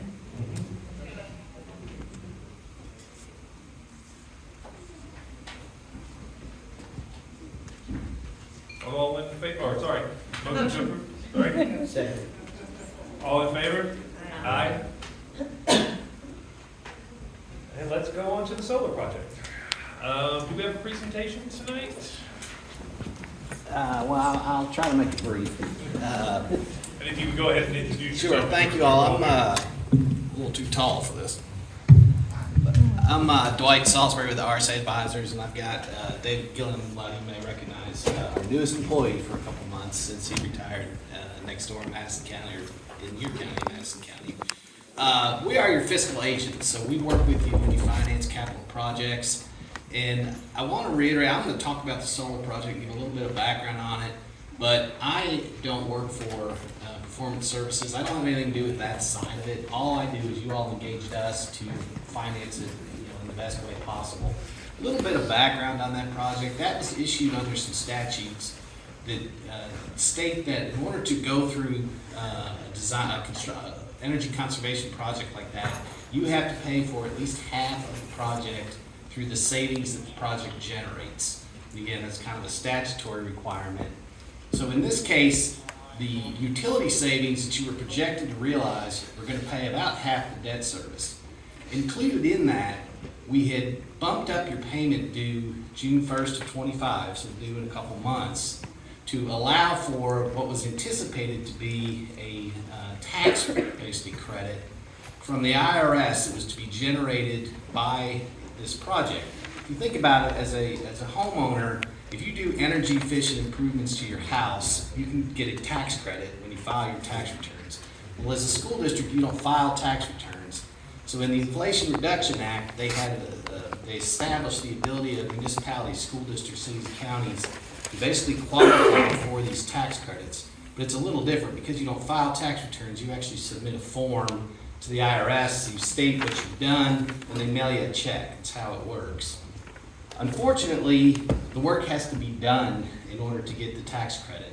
And really, that's kind of the reason we're here, is that we are up against that big debt payment that's due June 1st. I talked about you had to pay for a lot of the debt service on the project through the utility savings you were supposed to realize. So a chunk of the debt service on this project is paid from the general fund. The reason for that is you typically pay your utility expense, you always pay your utility expenses out of the general fund. So that's where the savings is going to go. The idea behind the statute is that's why you would pay, that savings goes to the bondholders paying for the work that's being done. A portion of it is also paid out of your restricted funds, which is where you pay the debt service on all of your other projects. So I was contacted by you all kind of back in November, I think, somewhere in that time frame, that this payment was coming up, and we were aware that there was a couple things going on. You were running into some issues with the local utility here on even getting the solar project off the ground, and we were facing a deadline of this sizable bond payment due June 1st. So we tried to look at, well, what's our best option? And what the information that you all have kind of gives two different possibilities. Possibility one is you just continue to try to get the solar piece of this project done. You know, you work with the utility, whatever needs to be done. Again, I don't know, I'm not involved in that, so I don't know what needs to be done. But if you wanted to do that, you could do that. And the way we would handle this bond payment is, one of the permitted uses of the funds that we have to do the solar work is to actually pay debt service on this project. So we can actually take a piece of the funds that you have available to pay for this solar work and cover that big payment due June 1st. So that payment won't be an issue.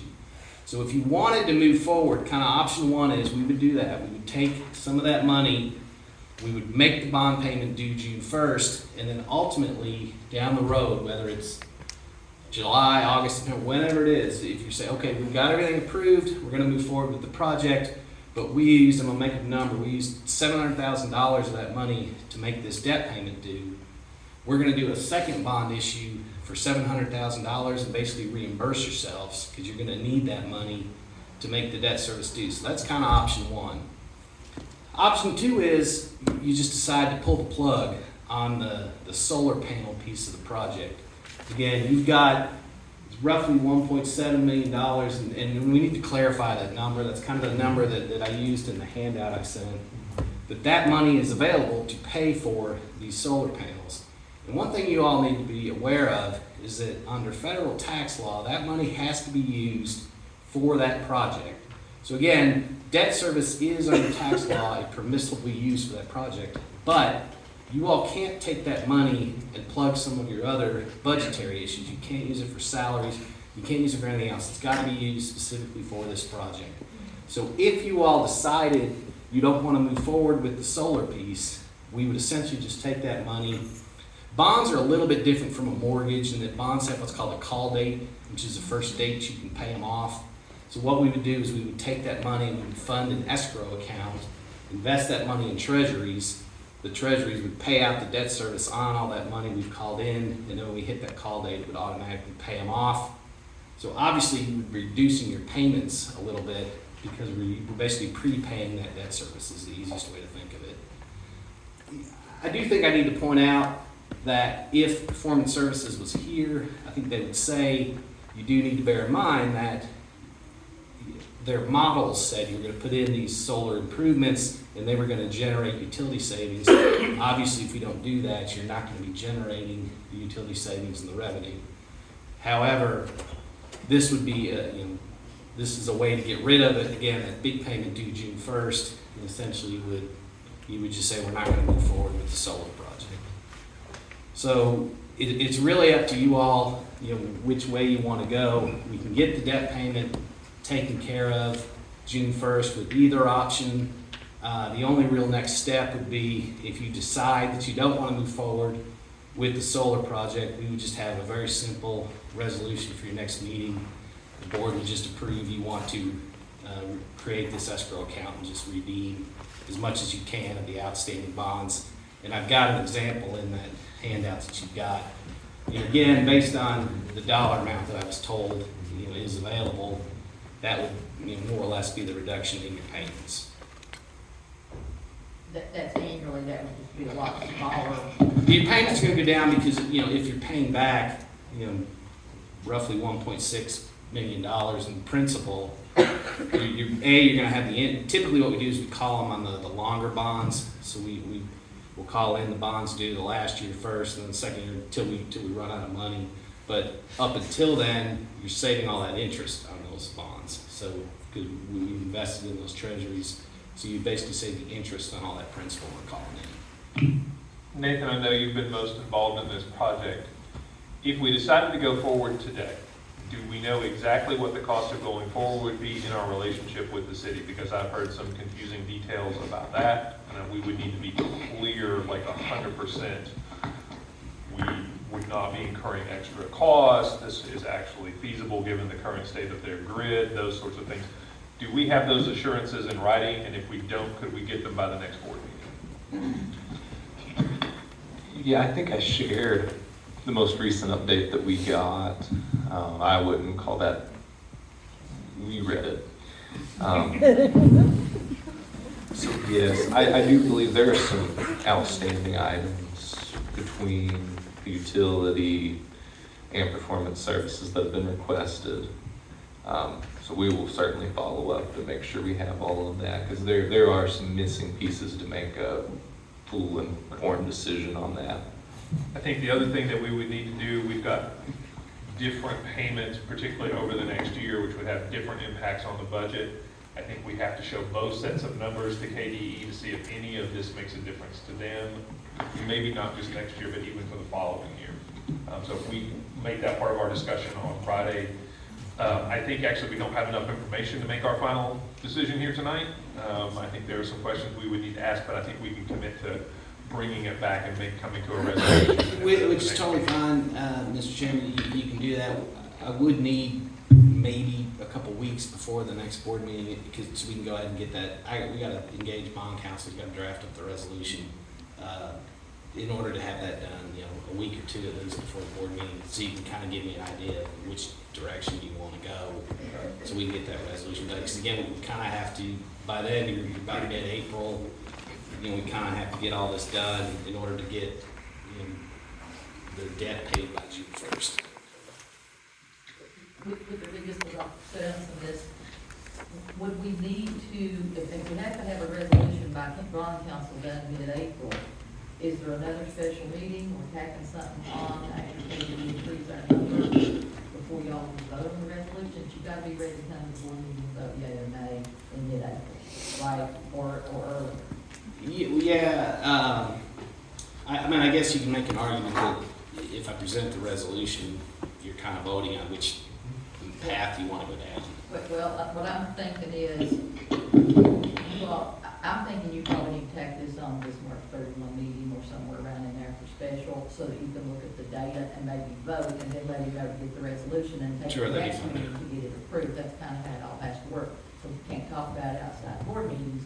We got to do all this inside board meetings, if you may not know. I'm sure you do dealing with government entities. So it looks like by the end of March, would you say, Nathan, that we need the board to make a decision, and that will be after talking with KDE, right? And then at the next meeting, we would have to approve the resolution or the timelines to work for our bond payments to be reduced and for the cash flow to work better for the district. You made a good point, Mr. Chairman, about the budget, that I don't know, Nathan, if you've got these general obligation payments in the budget for next year, because realistically, if you do decide to move forward, you're not probably going to have the savings, because you're talking several months to go through the needs they need to do. Then they got to install solar panels. I have no idea how long that takes, but you're probably not going to have the savings that they're projecting for next fiscal year, just simply because the work won't be done. But I'm guessing again, I don't look outside of it. So what I'm hearing is that we have added on to the special call meeting, and then have the final vote in April, another special call meeting before our mandatory meeting. Is that correct? Yeah, I think the board would have to make a decision by the end of March at a meeting about what you want to do, so that they can bring the resolution back to the regular board meeting in April. Would that work for you? Yeah, that's fine. So what I'm going to ask for a motion for Christine, catch me if I'm wrong on this. Well, wait a minute. Do we need to hear from performance? Well, I mean, that's up to you all. I know they've sent information. Yes, they will have to give us that information. So what we would do is, we already have a special call meeting for the 31st, which is a closed session. We will add an open session portion to that on the 31st, because we can't do this particular bit of business in closed session. And we will have that material at that point in time. So, motion to approve the amended special session, which will include a closed session for the superintendent. One more question I'd like to ask. Sorry? Do you have any other idea about a hookup other than the city of Berea? Unfortunately, that's not my field. I don't, because again, I You don't find get out to that and side get of back it. with us on that. You're asking me if you could run through a different utility? That would really be I want to make sure I understand your question. That's the problem we have, okay? I've talked to both the mayor and Kevin, which oversees the utilities. And I have not been given, an okay response. Right. Okay? No, that's a very fair question. That's a performance services question. That's, I don't Okay. know is the answer. But that would be something they would be able to tell you if you could do that. Thank you. My last motion still good? For the special call meeting To is? have a special call Yeah, meeting. okay. Y'all really have to vote on to have a special call meeting with those two items, the solar Okay. item and the superintendent. And we'll put the notice together with the secretary. Okay. All in favor? Also, I second it. I am terrible in regular order sometimes. Thank you guys, appreciate your time tonight. Yeah, thank you, Dr. And I believe we have the next item up is the amended school calendar.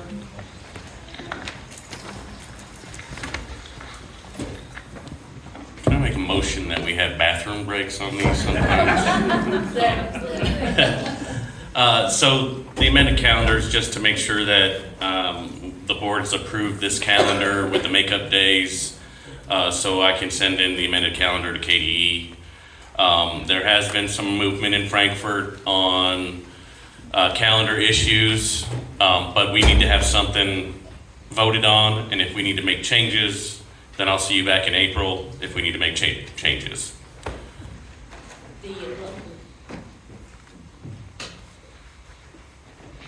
I think it was the Richmond Register on the front page had Berea calendar expected to continue school days after the actual graduation date. Yes. At this point, yeah, that's where we are. How often has that been? I don't know that it's happened very often at all. Well, here's what happened, I'll just say, because I worked for KSBA for 20 years, sorry to keep that, but I know. They, at one point in the law, probably about 20 years ago, when I was working for the county, put it into the law that you could not have the graduation ceremony until the kids had actually earned all the credits. And then a few years ago, they stripped that back out, and they're not allowing you to do that again, so that's probably why. Now, we are still responsible for attendance on those days after graduation, and we have a plan to address that, so. Did you give them a real try that night? That's not up to me. I just make the calendar. I'm just a little calendar shuffler, date shuffler. That's it. Now, that is what some colleges do. They have a ceremony, they get the outer shell, but it's not a good. Yeah, I got one of those from Berea College in December of, and I don't want to talk about what year. Okay, thank you. So, real quick, you said the amended calendar ends the calendar year for what date? Is it the 28th now? Right now, the last day of school would be May 28th. May 28th, okay. Graduation would be May 23rd. But like I said, there's movement in Frankfurt on something that might be able to help us, and if that's the case, then I'll come back on in April and get a different amended calendar. Thank you for your hard work and dedication towards the calendar. It's been a wild ride watching Frankfurt go through there. And you can't control the weather, so I understand. Yeah. Motion to approve the currently amended calendar. I motion. I second. All in favor? Aye. We have now reached the board member comment of the evening. If any of the board members would like to say anything, please do it this time.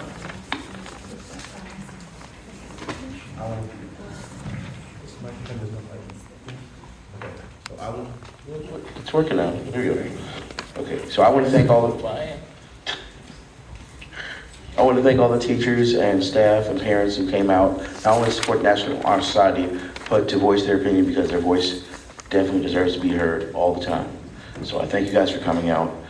Your dedication to the children is number one. I want to thank my also fellow board members for being here, to listen, and so we can move forward together with the community. So whatever the steps we need to take, we will take with Mr. Chairman leading the way. Right, Jay? No, okay.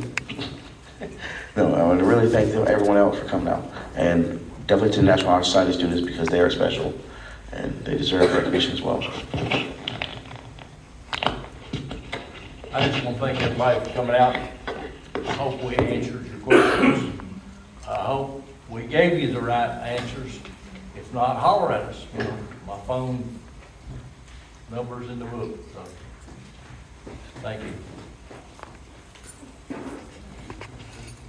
Overall, I think we did pretty well in terms of our civility and conversation, and people had an opportunity to speak. We could do this at every monthly meeting in terms of people having an opportunity to speak. And I appreciate the optimism that we can work together, continue to work together, because that is what is needed. And we'll learn from every experience. Continuous learning. Thank you.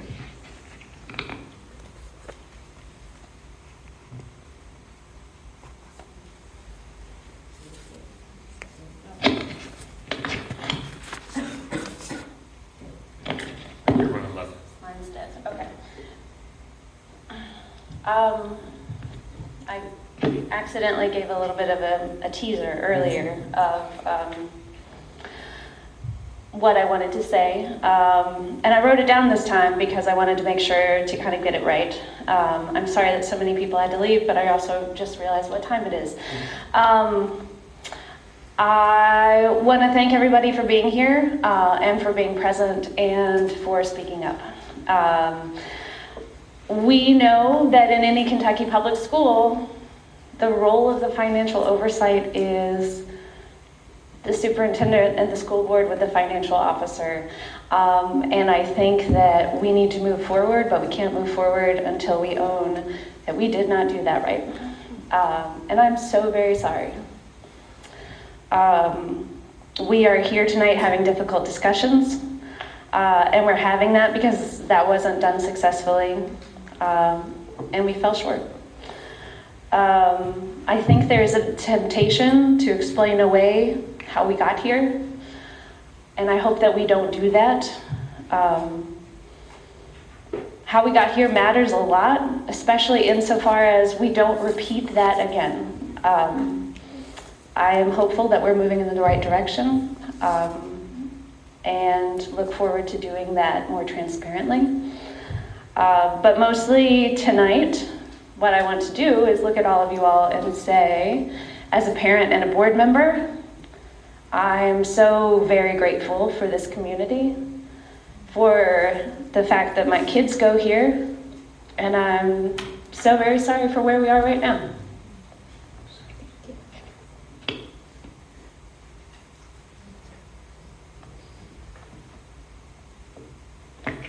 So I will join Sarah in her sentiment, but I won't try and repeat that because I know when somebody says something better than you can, you just let it go, and she did it right.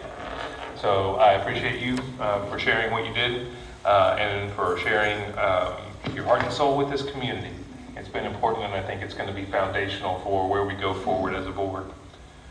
I tend to be a slow processor. It's going to take me at least a day to work through everything I learned here tonight. But I promise you that once we do, inside the head, all the little gears get spinning and we figure it out, we're going to come up with a better solution, and we're going to do better in the future. And we're committed to it. So I also thank you all for being here. I thank all the folks who were here earlier. And I hope we never have to do this ever again. Let's work on that. Good evening, folks. Motion to adjourn. All in favor? Aye. Aye.